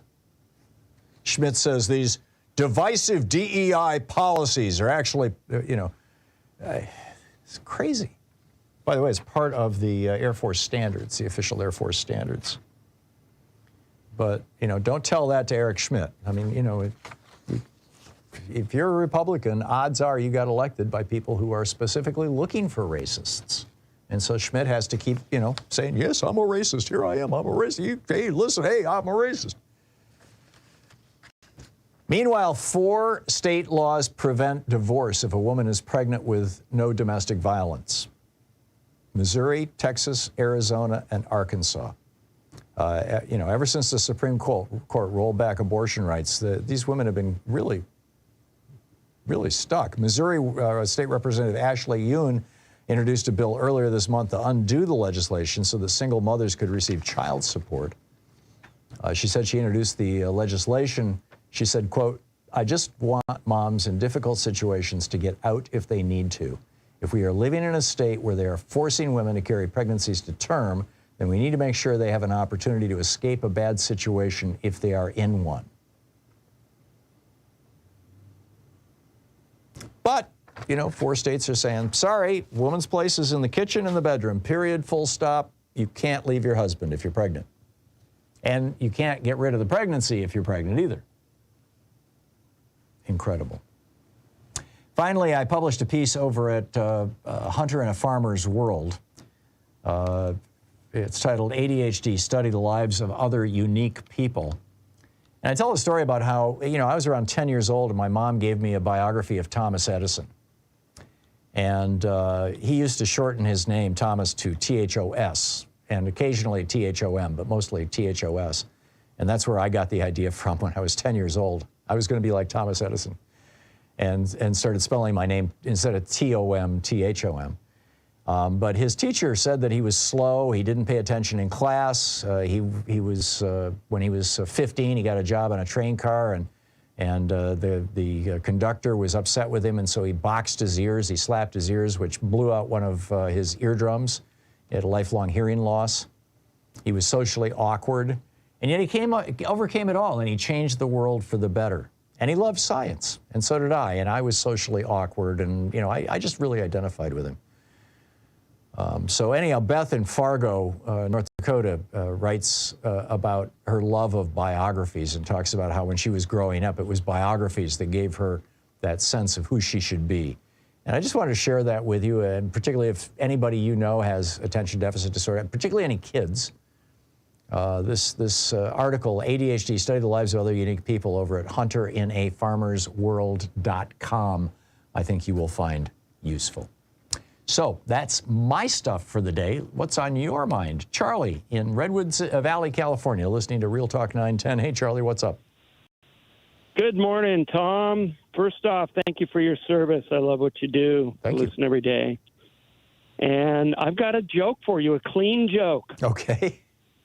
Okay. Last night, now most of you probably didn't notice, but when the Democrats were all cheering and clapping and saying 4 more years, 4 more years, Brett Kavanaugh was cheering and clapping and bouncing in his seat right along with them. Really? Well, he thought they were saying 4 more beers. Oh, okay, I get it now. You set me up really well for that one, Charlie. I have to be honest. I stole that from the Stephanie Miller show. They told it this morning. That's great. All right, Tom. Thanks a lot, Charlie. Be well. Yeah, good to hear from you. Thank you. Ralph in Portland. Hey, Ralph, what's on your mind today? Well, good morning. Well, that doggone talk last night was just absolutely amazing. I had no plans to see the darn thing. I haven't watched in a few years, and all of a sudden something prompted me to say, you got to watch. Mm. And I'm telling you, that was an amazing speech. He rose to the occasion. He bullet pointed right away in a way that I've never seen it before. It was rather extraordinary. I agree. And in contrast, the response from the Republicans was as pathetic as I had ever seen. Yep. It was worse terrible. than anything we've ever seen. I mean, it was beyond pathetic. It was classless. It was tasteless. It was it was filled with lies, and it's just astonishing. Oh yeah, it was terrible. I just had a hard time watching it. Now I even tried to be a really good fellow media guy here and listen to Hannity, and I swear to God, I could not get past 4 minutes. Yeah, it was that bad. Well, Hannity was going on about how how Biden was hopped up. It's like, yeah, he was. Yes, you're right. That's right. That's right. He was terrible. But anyway, Hannity at his worst, and I just couldn't stomach it. I go, I'm sorry, everybody, I cannot watch this. Yeah. So a couple of things he said that got my attention powerfully. And one of them, I know you love it. You can't love your country only when you win. Yeah. And then not love it when you lose. That one actually got a kind of hidden applause from Mike Johnson sitting behind him. He held his hands down below the desk so the other Republicans couldn't see him clapping, but he clapped. Well, Lawrence O'Donnell on MSNBC made that comment exactly. He said you could see him do it a lot, and I paid attention. Yeah. But his hands were just below the level of the desk, and it was funny the expressions he was making. But what a weird contrast when the Republicans were otherwise rather stiff in their chairs, and that's just what a symbolic reference to the division in our country. Did you watch the Republican rebuttal, Ralph? Yeah, that was. I swear she was auditioning for Gone with the Wind. Someone said something like that. They seriously. Oh, your wife? Yeah, you said that earlier. Yeah, I remember. Yeah, it was just. And you're right. She was all Scarlett O'Hara, Oh my, what shall we do? It was pretty. It was sad. It was pathetic, and it was like it's so contrived. People are going to smell this out. Yeah. Like you smell out a rat. Yeah, she was like a refugee from a bad soap opera. I mean, it was just in her kitchen, for God's sake. Well, thank you. Well, anyway, God bless Joe Biden, and thank you again for taking a moment with me, and because I've been a fan for 19 years. My pleasure, Ralph. Thank you so much for the call. Great to hear from you. You bet. We'll be right back. It's 15 minutes past the hour. This is the Thom Hartmann Program. Maybe she needed a fainting couch. I don't know. We'll be right back with your calls.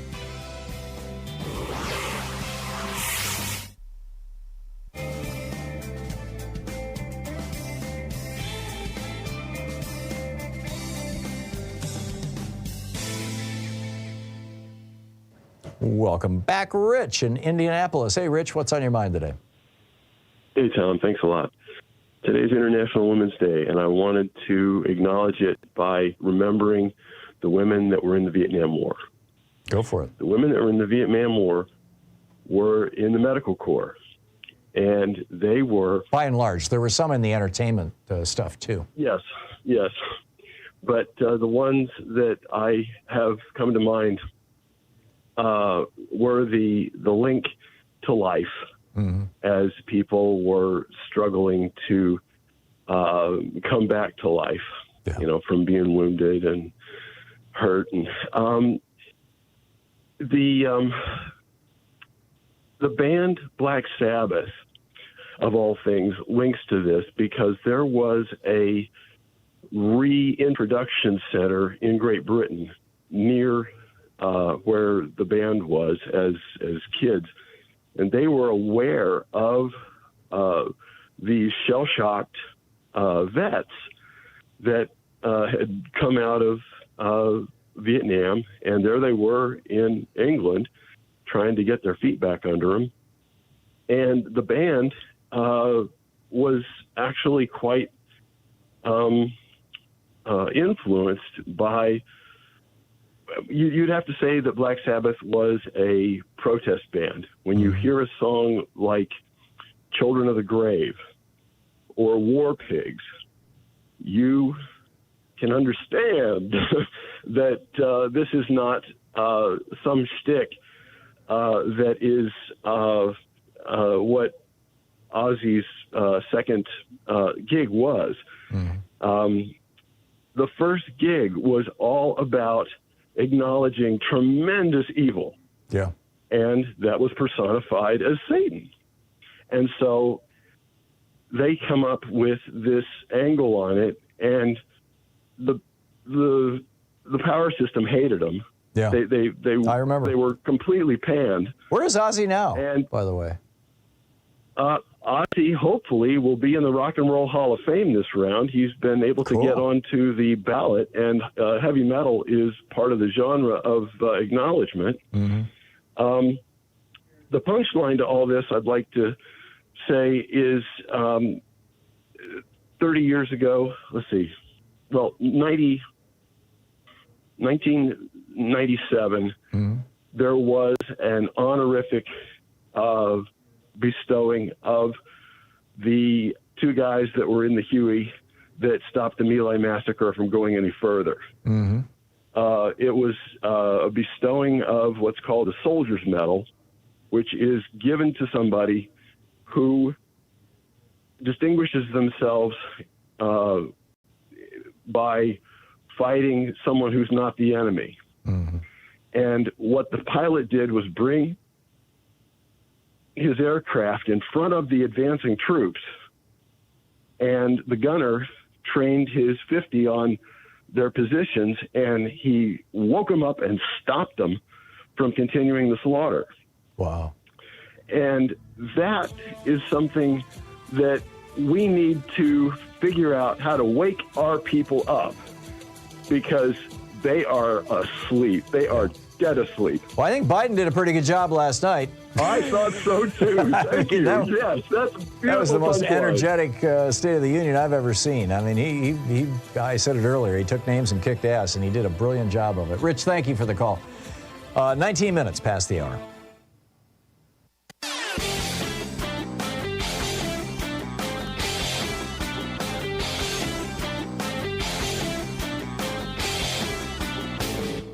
Missed my opening rant today? It's usually published over at HartmannReport.com, where you can read it and share it with your friends for free. Check it out, HartmannReport.com. Welcome back. Picking up your calls here on Anything Goes Weekend. Sharon in Seattle. Hey, Sharon, what's up? Hi. Well, first thing is just to thank you for your show. I sure learn a lot. Thank you, Sharon. And the next thing is just really quick, before I get to what I really wanted to say, which is you have emphasized several times that I've heard that the Republicans don't want us to be called Democrats or Democratic Party. So why don't we call them Repubs, the Repub Party? Or the Repubes? Yeah, well, all right. No, but if you said Repubs, then it would catch on. If you say repubes, it won't catch on very you're much. Right. You're right. It's a little too tasteless. But yeah. Anyway, that's the fun part. I was not as happy as the rest of your callers were with the talk last night. President Biden, from my perspective, has, well, until October, he pretty much walked on water for all his domestic successes. Mm-hmm. And I just liked him as a person. But despite all the positive aspects of his speech last night, I was disappointed. And listening today, it feels like it's like an elephant in the living room. Nobody has mentioned Gaza. He mentioned it last night. He said over 30,000 people have died. We've got to have a two-state solution. This, Israel has to change their policy. No, I'm talking about when I said that, I meant your show today. No one has brought it up. That's why I called. Oh, I see. He did mention it, but he also restated his position that they have the right to defend themselves. And that's not defense, what they've been doing. Well, that's the obligatory comment, so he doesn't get attacked for being a Hamas apologist. Well, but what he said, I guarantee you, did not make Bibi Netanyahu happy.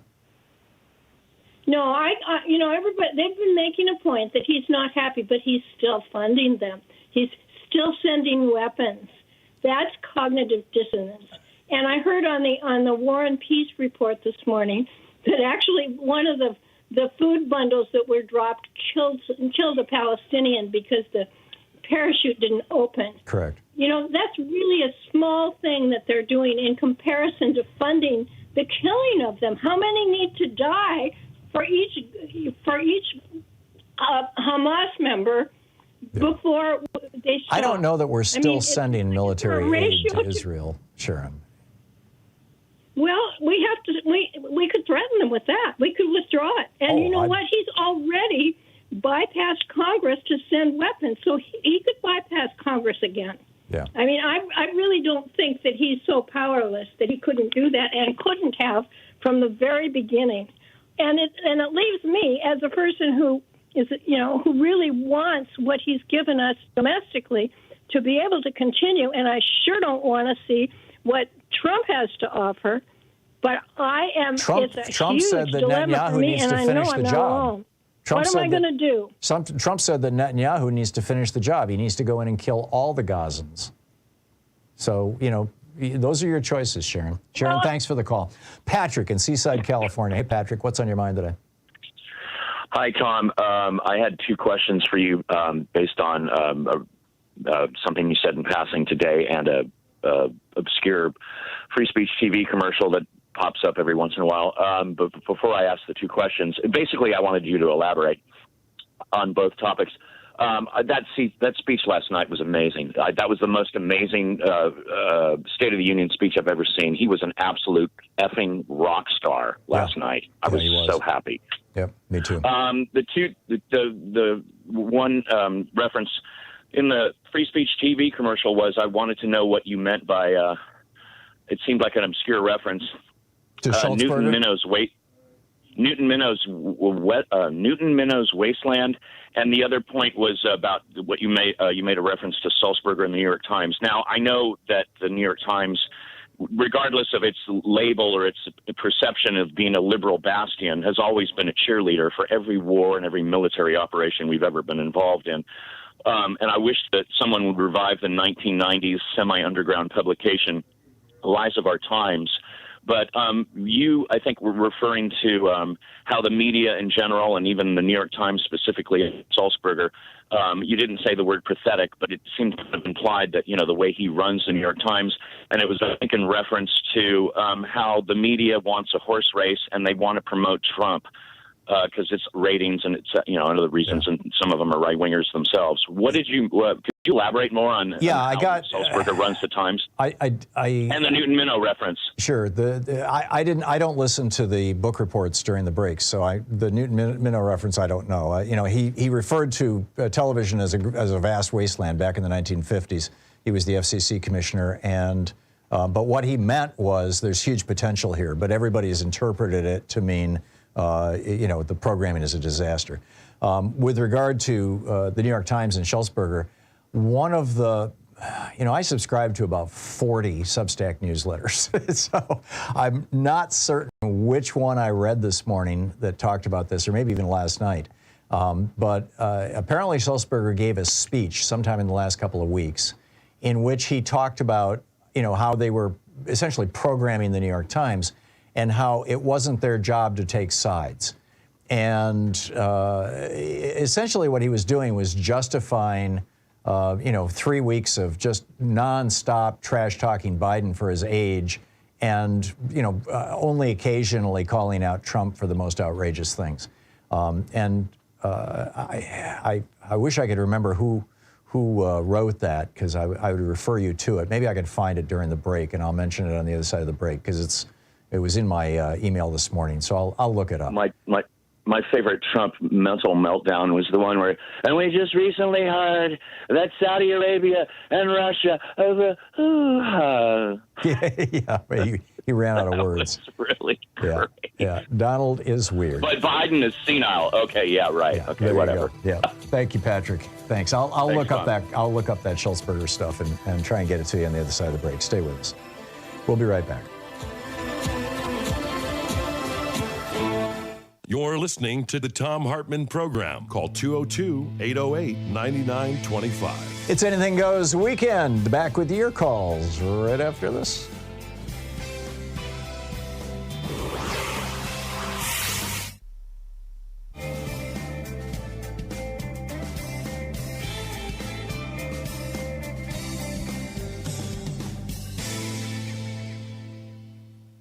Our book today in the Thom Hartmann Book Club is Cokeland, The Secret History of Coke Industries and Corporate Power in America by Christopher Leonard. This is from the preface. On May 18th, 1981, 4 Wall Street bankers traveled to Wichita, Kansas. They went there to make an offer to Charles Koch, the CEO of an obscure mid-size energy company. The bankers from Morgan Stanley wanted to convince Koch to take his family's company public, offering shares for sale on the New York Stock Exchange. Their deal was squarely in line with the conventional wisdom of corporate America at the time. Going public was seen as a natural progression for companies like Koch Industries, offering them access to big pools of money and promising enormous paydays for the existing team of executives. All it required from the CEO was to surrender control. Morgan Stanley, in return, would collect a small fortune in fees. Charles Koch was 45 years old. He had run Koch Industries since he was 32 when his father died suddenly. He was trim, tall, and had an athlete's build. He spoke quietly in meetings and seemed almost passive. The bankers laid out their plan to take Koch public. They revealed what, to most executives at least, might have been the most significant detail. If Charles Koch agreed to the deal, he could earn $20 million overnight. The bankers seemed incredulous when they prepared a confidential memo about Koch's reaction. He does not want this cash, the memo reported. Charles Koch calmly explained to them why their offer made no sense. His company was breathtakingly profitable. It operated in vital, deeply complex corners of the American energy industry. During the 1980s, Koch Industries was the largest purchaser and transporter of U.S. crude oil. It owned an oil refinery. It employed teams of commodity traders who bought and sold a wildly diverse menu of raw materials and financial products, from gasoline to paper futures contracts. This might have encouraged most CEOs to take their company public. Koch Industries, however, did not want outsiders to know how much money its traders were earning. Taking the company public would expose too many of its secrets. The memo said, certain of Koch's commodity traders are particularly worried that their high salaries, once disclosed to the public, would be used against them by their trading partners. Secrecy was a strategic necessity for Koch Industries. Charles Koch did not want to surrender it. He also didn't want to surrender control. He had a specific, clear vision of how to run his company, and he didn't need Wall Street investors to interfere. If the bankers expected Charles Koch to go along with the conventional wisdom of their time, then they, like so many outsiders, did not understand him. Beneath his low-key veneer, Charles Koch was, at his core, a fighter. He had unmovable ideas about how things should be, and he did not back down when challenged. When he was challenged by his own brothers for control of Koch Industries, he fought them in a bitter legal battle that lasted decades. When he was challenged by members of a powerful labor union during his first years as CEO, he fought them even as they committed an act of industrial sabotage that nearly destroyed Koch's oil refinery.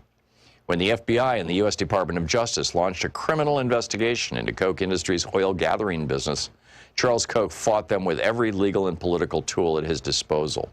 When a liberal Congress and President Barack Obama sought to impose regulations on the fossil fuel industry to control greenhouse gas emissions, Charles Koch fought them in ways that changed U.S. politics. In each of these fights, Charles Koch prevailed. When Charles Koch dismissed the bankers in 1981, it was just a small skirmish in the larger war to control Koch Industries.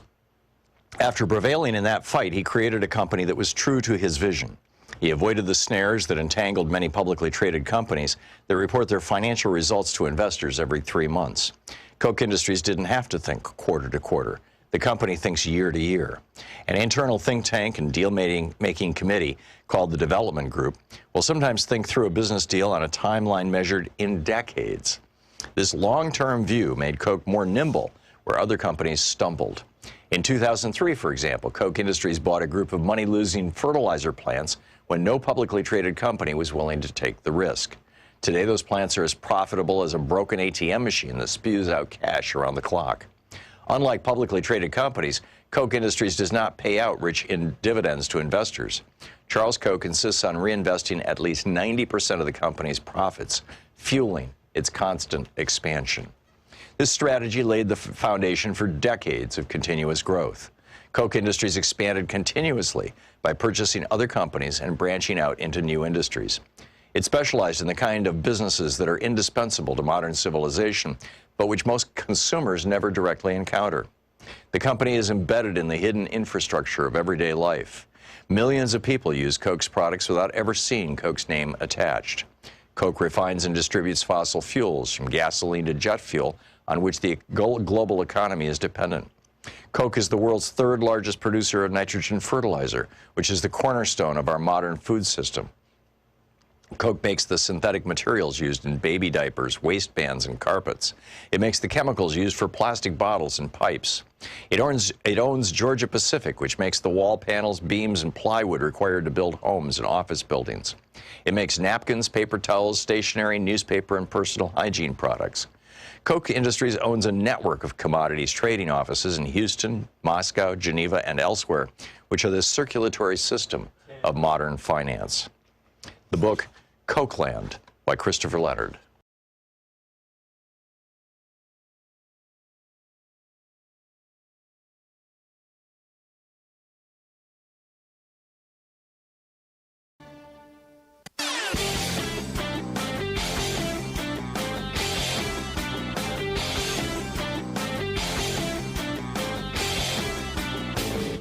From international trade policy to immigration policy to housing, we've got all kinds of topics.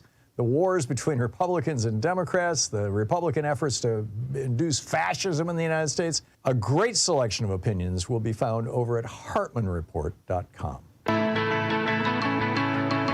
Welcome back, 34 minutes past the hour. I went looking for that newsletter about the New York Times publisher, and I could not find it. My apologies. Maybe somebody will locate it, and we can talk about it next week or the week after. But Lucian, but in the meantime, what I did find was the newsletter that I got this morning from Lucian Truscott IV. It's also a Substack newsletter. It's titled "The Pentagon Lied." This is hysterical. The Department of Defense released a report this morning saying that it had found no evidence of alien life on Earth. The Pentagon also absolved itself of covering up secret programs that have been alleged to have hidden extraterrestrial technology or anything else extraterrestrial, in the words of the report. They lied. All three broadcast networks and CNN, CNBC, MSNBC, and Fox broadcast images of an obvious alien life form seated in what looked to be the command module of a fleet commander's spaceship designed as a suburban kitchen. The life form was identified as an alleged Republican senator from Alabama named Katie Britt, who proceeded to speak in an alien tongue and a whispery voice that had apparently been recreated from daytime soap operas. Here's an image of the alien life form captured from the broadcast last night, and there's a picture of Katie Britt. Yeah, a little on the nose, but not bad. Not bad, Lucian. Well done. All right, let's pick up your calls here. Dave in Hoffman Estates, Illinois. Hey, Dave, what's up? Hey, Tom. Before I get into what I was going to ask you, I was just thinking like others are talking on that speaker for the Republicans. And I was kind of wondering, for a woman that was married, where was her wedding band or her diamond ring? As she had necklaces and bracelets on. And then with that voice, that pleading, whiny voice, it was like waiting for her to just say that for $19 a week, you can help Donald Trump's legal trouble. Yeah, like it was like out of, somebody earlier called in and said it was like those ads for the Humane Society, you know? Yeah. You too can rescue a poor little, look at this poor little doggy. Yes, exactly. And for $19. There you go. You can help Donald. Yeah. But I got to thinking, that about Ukraine, where they've been saying, are we going to have to wait until, say, if we do get the control of the Congress and hold the control of the Senate, are we going to have to wait till like January 3rd of 25 before they can pass that bill?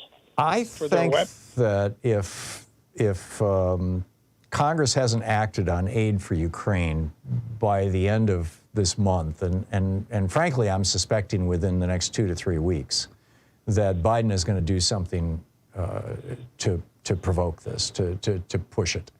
Whether he'll do an executive action, whether he'll go around Congress, I just don't know. But he is reaching the end of his rope, and he made that very clear last night. Yeah, because like they say, they're rationing the artillery shells already, Yep.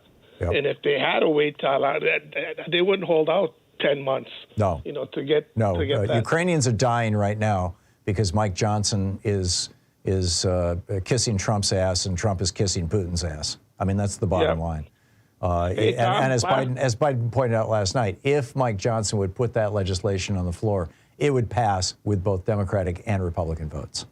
Yeah. Hey, Tom. And lastly, the speech last night, like I echo everybody else, that was great. I loved it. It's probably the best one I've ever seen.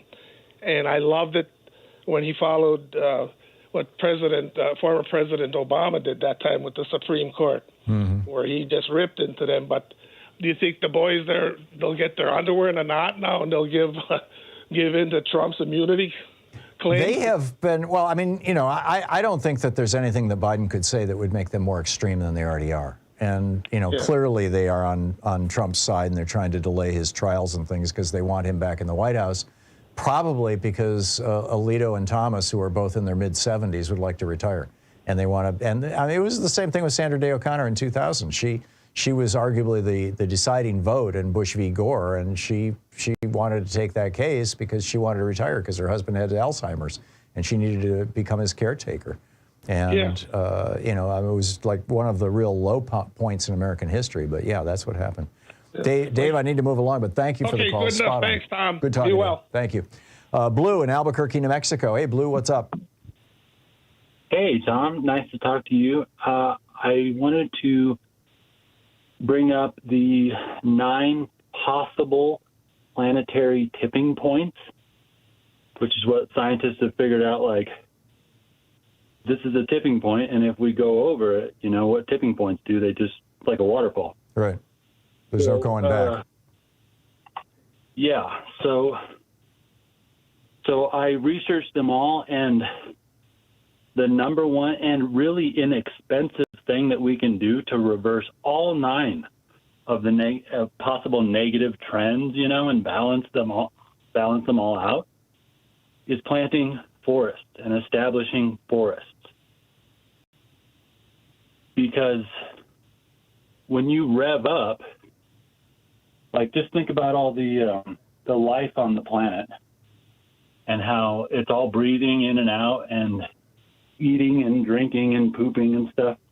And so it's all the life is filtering whatever crap the humans put into the air and the water and the soil. So if we rev up the amount of life that we have living on the entire planet, it will filter and scrub, really. Yeah, the only problem is that it takes 20, 30, 40 years before a tree is of a large enough size that those impacts are consequential. Yeah, we have to do it now. We have to get them all established so that the microbiome under the soil gets established also, because that's how you pull methane out of the air. Be a good start. Play Johnny Appleseed. You can get apple seeds. You can get tree seeds. You can go out and plant them yourself. I mean, it's great forests out there. Blue, thank you. Good luck with that. Ed in Chicago. Hey, Ed, what's up? Hey, Tom. I have a question about Dmitry Medvedev for you, but before that, 2 quick points. To use a football analogy, Biden's speech last night was all gas and no brake, and I certainly hope he and the Democratic Party keep it up. Yeah, I do too. Secondly, it would be great if the Democratic Party, the Biden administration, could find a place for Katie Porter. Yep. She is such a great communicator. I'm thinking that Pete Buttigieg has worked really well for the Democratic Party, so if they can find a place for her, that would be great. My question on Dmitry Medvedev is, where did you find that? Again, I thought you said Financial Times, but I'm drawing a blank on that. And that's that speech that he gave before the territories that Russia wants to control now, because I think that would be really helpful in getting people to perhaps agree to start sending money to Ukraine again. Yeah, I just typed in to Google, Medvedev unveils new map. And the top hit was Daily Beast from 4 days ago. Medvedev's map shows the border of other countries, including Poland and Romania, changed as well. The next one is The Express, and that's where it first appeared. That was 3 days ago. Well, actually, I guess it first appeared in Daily Beast. Vladimir Putin's right-hand man unveils new map of Russia. Russian Security Council Deputy Chairman Dmitry Medvedev delivered a worrying speech on Monday, claiming that, quote, Ukraine is definitely Russia. So it's not a secret. It's in Yahoo News UK. It's in Atlas News, Express, Medium, Reddit. It's all over. Yeah, I was kind of hoping the President Biden would have referred to that last night, but I just when I call my reps, I like to tell them where they can find it. So appreciate it. Yep. Good luck. Good luck, Ed. Thank you very much for the call. Lauren in Seattle. Hey, Lauren, what's on your mind today? Hi, Tom. 2 things. I was hoping that President Biden would have spoken more about poverty in America. Poverty is the 4th leading cause of death in this country. And my second thing is that I know you've had Bishop William Barber on your show, and I hope that you will have him on more if his schedule allows. Yeah, he was supposed to be on last week, but he canceled 2 days in a row because he had health problems. Oh, dear. Oh, he's a national treasure. He is. And on March 2nd, we in Olympia and then 29 other cities in the capital had a big kickoff for a campaign to get low-wage workers to register to vote and vote, because low-wage workers, they're the glue of this country. They're just exploited, and I just hope that you do have William Barber on, and maybe he can even be on a few times to take calls from people, because the Poor People's Campaign is doing a lot of really good work, and I just think that he's a national treasure, and I hope he's in good. Well, gets in better health and he's okay. I agree. That's why we had booked him. He's a great man. Thank you, Lauren. Ken in Madison, Wisconsin. Hey, Ken, what's on your mind today? Ken, listening on Sirius XM in Madison, Wisconsin. Wanted to talk about Trump getting intelligence briefings? No, Ken. Okay, let's try Nina in Santa Fe, New Mexico. Hey, Nina, what's on your mind today? Hey, Tom. I just want to love on Joe like everyone else except that one woman. Yeah. Afterwards, I didn't want to listen to MSNBC because I didn't need their analysis to tell me it was incredible. Mm-hmm. But I went over to C-SPAN, maybe you did too, and they were filming President Joe for a half an hour. He was just trying to walk through the masses of Democrats who were loving on him. Yeah, it was amazing, wasn't it? They had to turn off the lights in the chamber to get him to leave. Yeah, Moscow Mike turned him off. So I just wanted to tell you that Smirkanish, that you may or may not care about at all, this morning I wasn't listening to him, but my husband was, who despises him, and just wanted to see what he said. He plays that Stuck in the Middle with You. He's an old right-wing radio host who's reinvented himself as a so-called moderate. Right, and he plays Bob Dylan's song, not by a cover people, Stuck in the Middle with You. So today, instead of saying anything about Biden, he talked about that plane that went down in Asia somewhere 10 years ago. That was his. Oh, yeah, there's a new group that's going to go diving looking for it. MH317, I think it is, the well, of course you Malaysian knew Airlines flight. I just wanted to ask you how the Republicans all have the same message. Like, who teaches them to all act that way? Well, I'd say Frank Luntz probably was their original teacher, although Newt Gingrich was really probably the guy in 1996 or 97, he won the 96 election, who was most successful in whipping the modern-day Republican Party into shape and turning it into basically an anti-democratic force in America. Certainly an anti-democratic party force, but also I'd say an anti-democracy force. Nina, thank you for the call. Nice to hear from you. It's 46 minutes past the hour. I'll be back with more of your calls in just a moment. It's the Thom Hartmann Program, your media support group for we the people of the United States of America and the world. We'll be right back.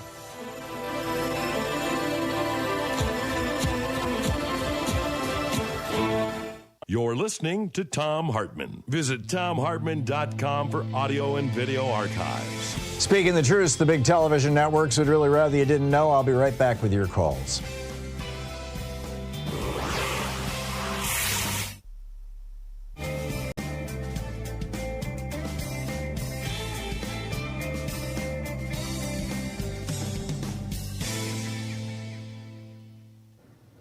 And welcome back. Bobby in La Puente, California. Hey, Bobby, what's up? Yeah, I got to share, first of all, before this speech, when you share about your 10 years old, want to be a scientist. Me, I wanted to be a ball player. My hero was Jackie Robinson, so. He was a good man. There we go. Good man. So the speech, I'll use a baseball term. He hit for the cycle. Home run, triple, a right double, and a single. He hit it all. So it's like a home run with 3 men on base? Is that what you mean? No. You hit a home run at bat, or you can hit a grand slam, doesn't matter. Then you hit a triple, and then a double, and then a single. And you do that all in one game? The hardest thing to accomplish in baseball. Yeah. Wow. So I had no idea. He did it. You're educating me, Bobby. Thank you. Home run, triple, double. I don't know. You're a Detroit fan, Tiger, Tom? Yeah, sort of. I never was that into sports. I loved the Tigers, and I love watching baseball. But that was your escape. The reading. Mine was sports. So yeah. I like what Biden had to say. The unions, health care, the border situation. Yeah, he had the head of the UAW there last night too, didn't he? Yes. Yeah. All he needed was the Teamsters, but he was there in spirit. Sean Fain. And what he brings up, hope. Hope. I never had hope growing up, but hope. We need it, and that's what his speech is about. Yep. And the Republicans, nervous. You see them right edgity, being disrespectful. The red hat. Vivian couldn't stand her. Who is that? That's the red hat. She doesn't need to be there. Well, that's who they are. Hate. So in the speech, the rebuttal, Vivian had to walk away, could not handle the lies. Lies. Yeah. There's a song by Fats Domino, lies. Okay? Really. And there's a new song for the Republicans.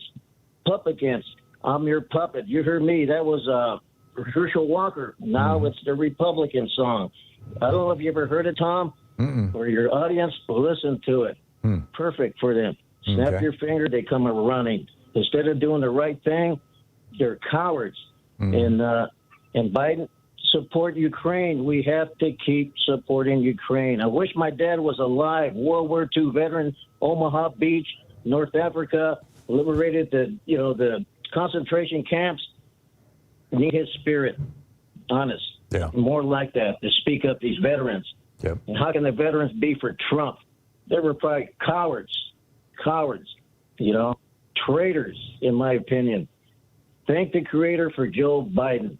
And again, thank you for your laughter in the beginning of the show. We need more of that, Tom. Okay, this is a good day. Good day to live, good day to die, whatever. I appreciate the show because to me, it's an education. And you're an example. When my granddaughter goes to school, Ariel, I got to go to school 9 o'clock, Tom's show. It is a fact I've learned, and I'm grateful for that to you and your audience. Thank you, Bobby. And your workers, honorary Teamsters. And Louise is your backbone. You have to write your autobiography. I will read that, Tom, honestly. Well, So, I did. It's a book called The Prophet's Way, Bobby, if you want to read it. Really? Yep. All right. I got to get that. I will read it. All righty. Thank Good you, talking Tom. to you, Bobby. Thank you for the call. All my relations. You Thank bet. you. Yeah, there you go. Thank you. 51 minutes past the hour. Back with your calls in just a second. Stay with us.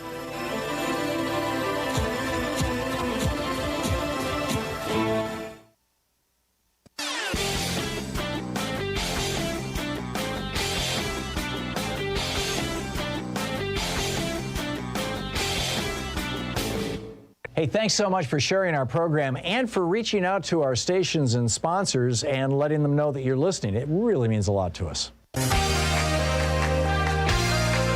Minutes before the hour, picking up your calls here on Anything Goes Weekend. Rob in Mount Iron, Minnesota. Hey, Rob, what's up? Well, I got to be able to put it this way. I watched the program last night. Joe Biden did his best, and he did it. He knocked it out of the park.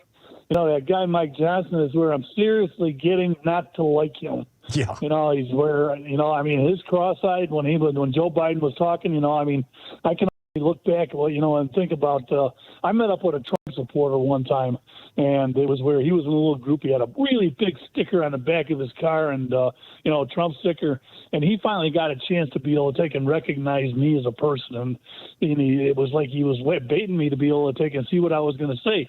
And I finally opened up to him, and I said, you know something? Trump is in office. The only thing he's doing is sitting on his hands, and he can't find his ass.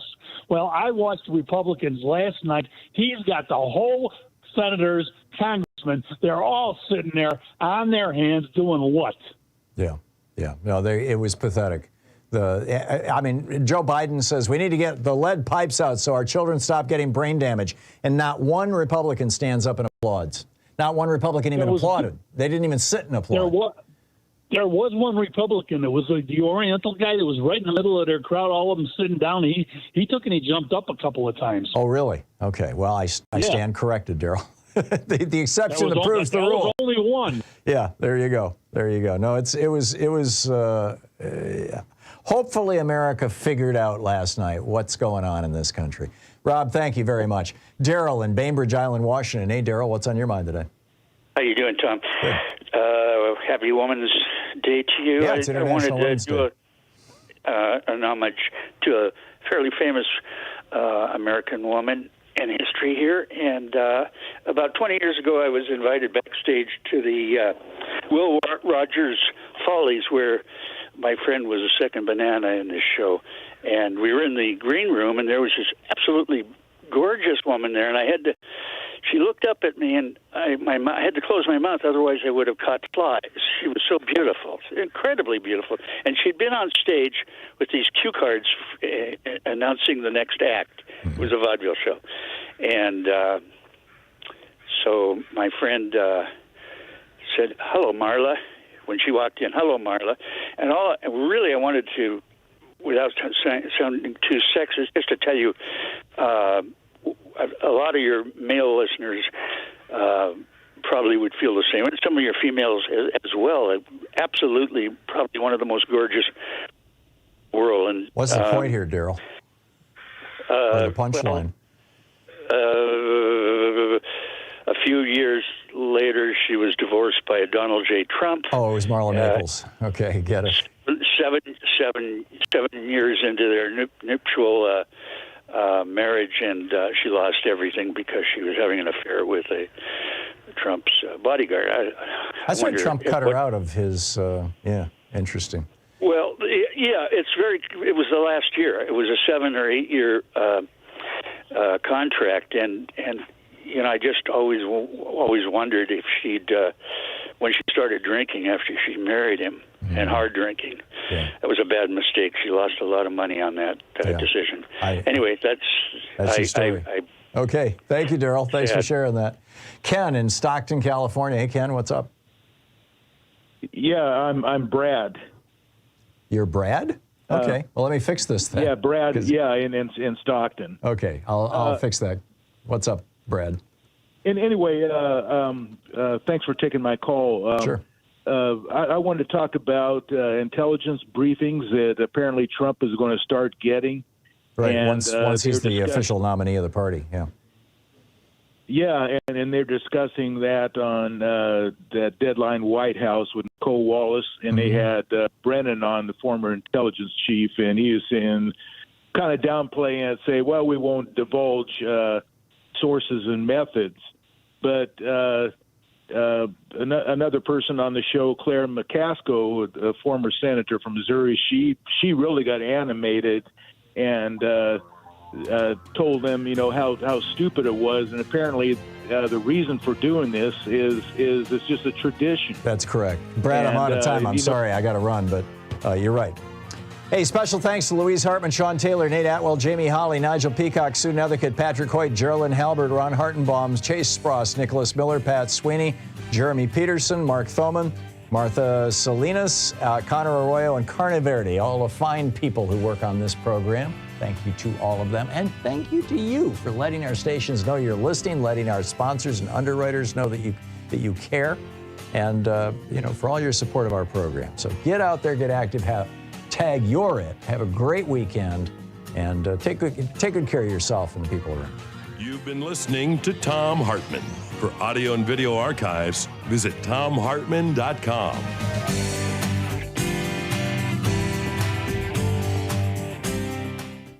In addition to bringing you the Thom Hartmann Program here on Free Speech TV and Video Media Online, we also have a whole set of ways you can interact with us and tools you can use to spread the word about the importance of democracy and the threats to it in our republic.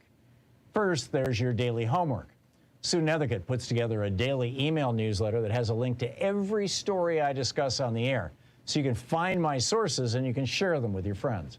It's free, and you can sign up at thomhartmann.com. Second, I publish my daily take every day over at the HartmannReport.com website. That's also free if you want the daily 5 days a week rant in your inbox. No ads either. Third, we have the podcasts. There's the free 1-hour version of our daily show that's advertising supported. You can find that wherever you get your podcasts normally. And then there's also the podcast of the entire 3-hour show with no advertisements, and that's available by subscription over at thomhartmann.com. So check them all out at thomhartmann.com and hartmannreport.com.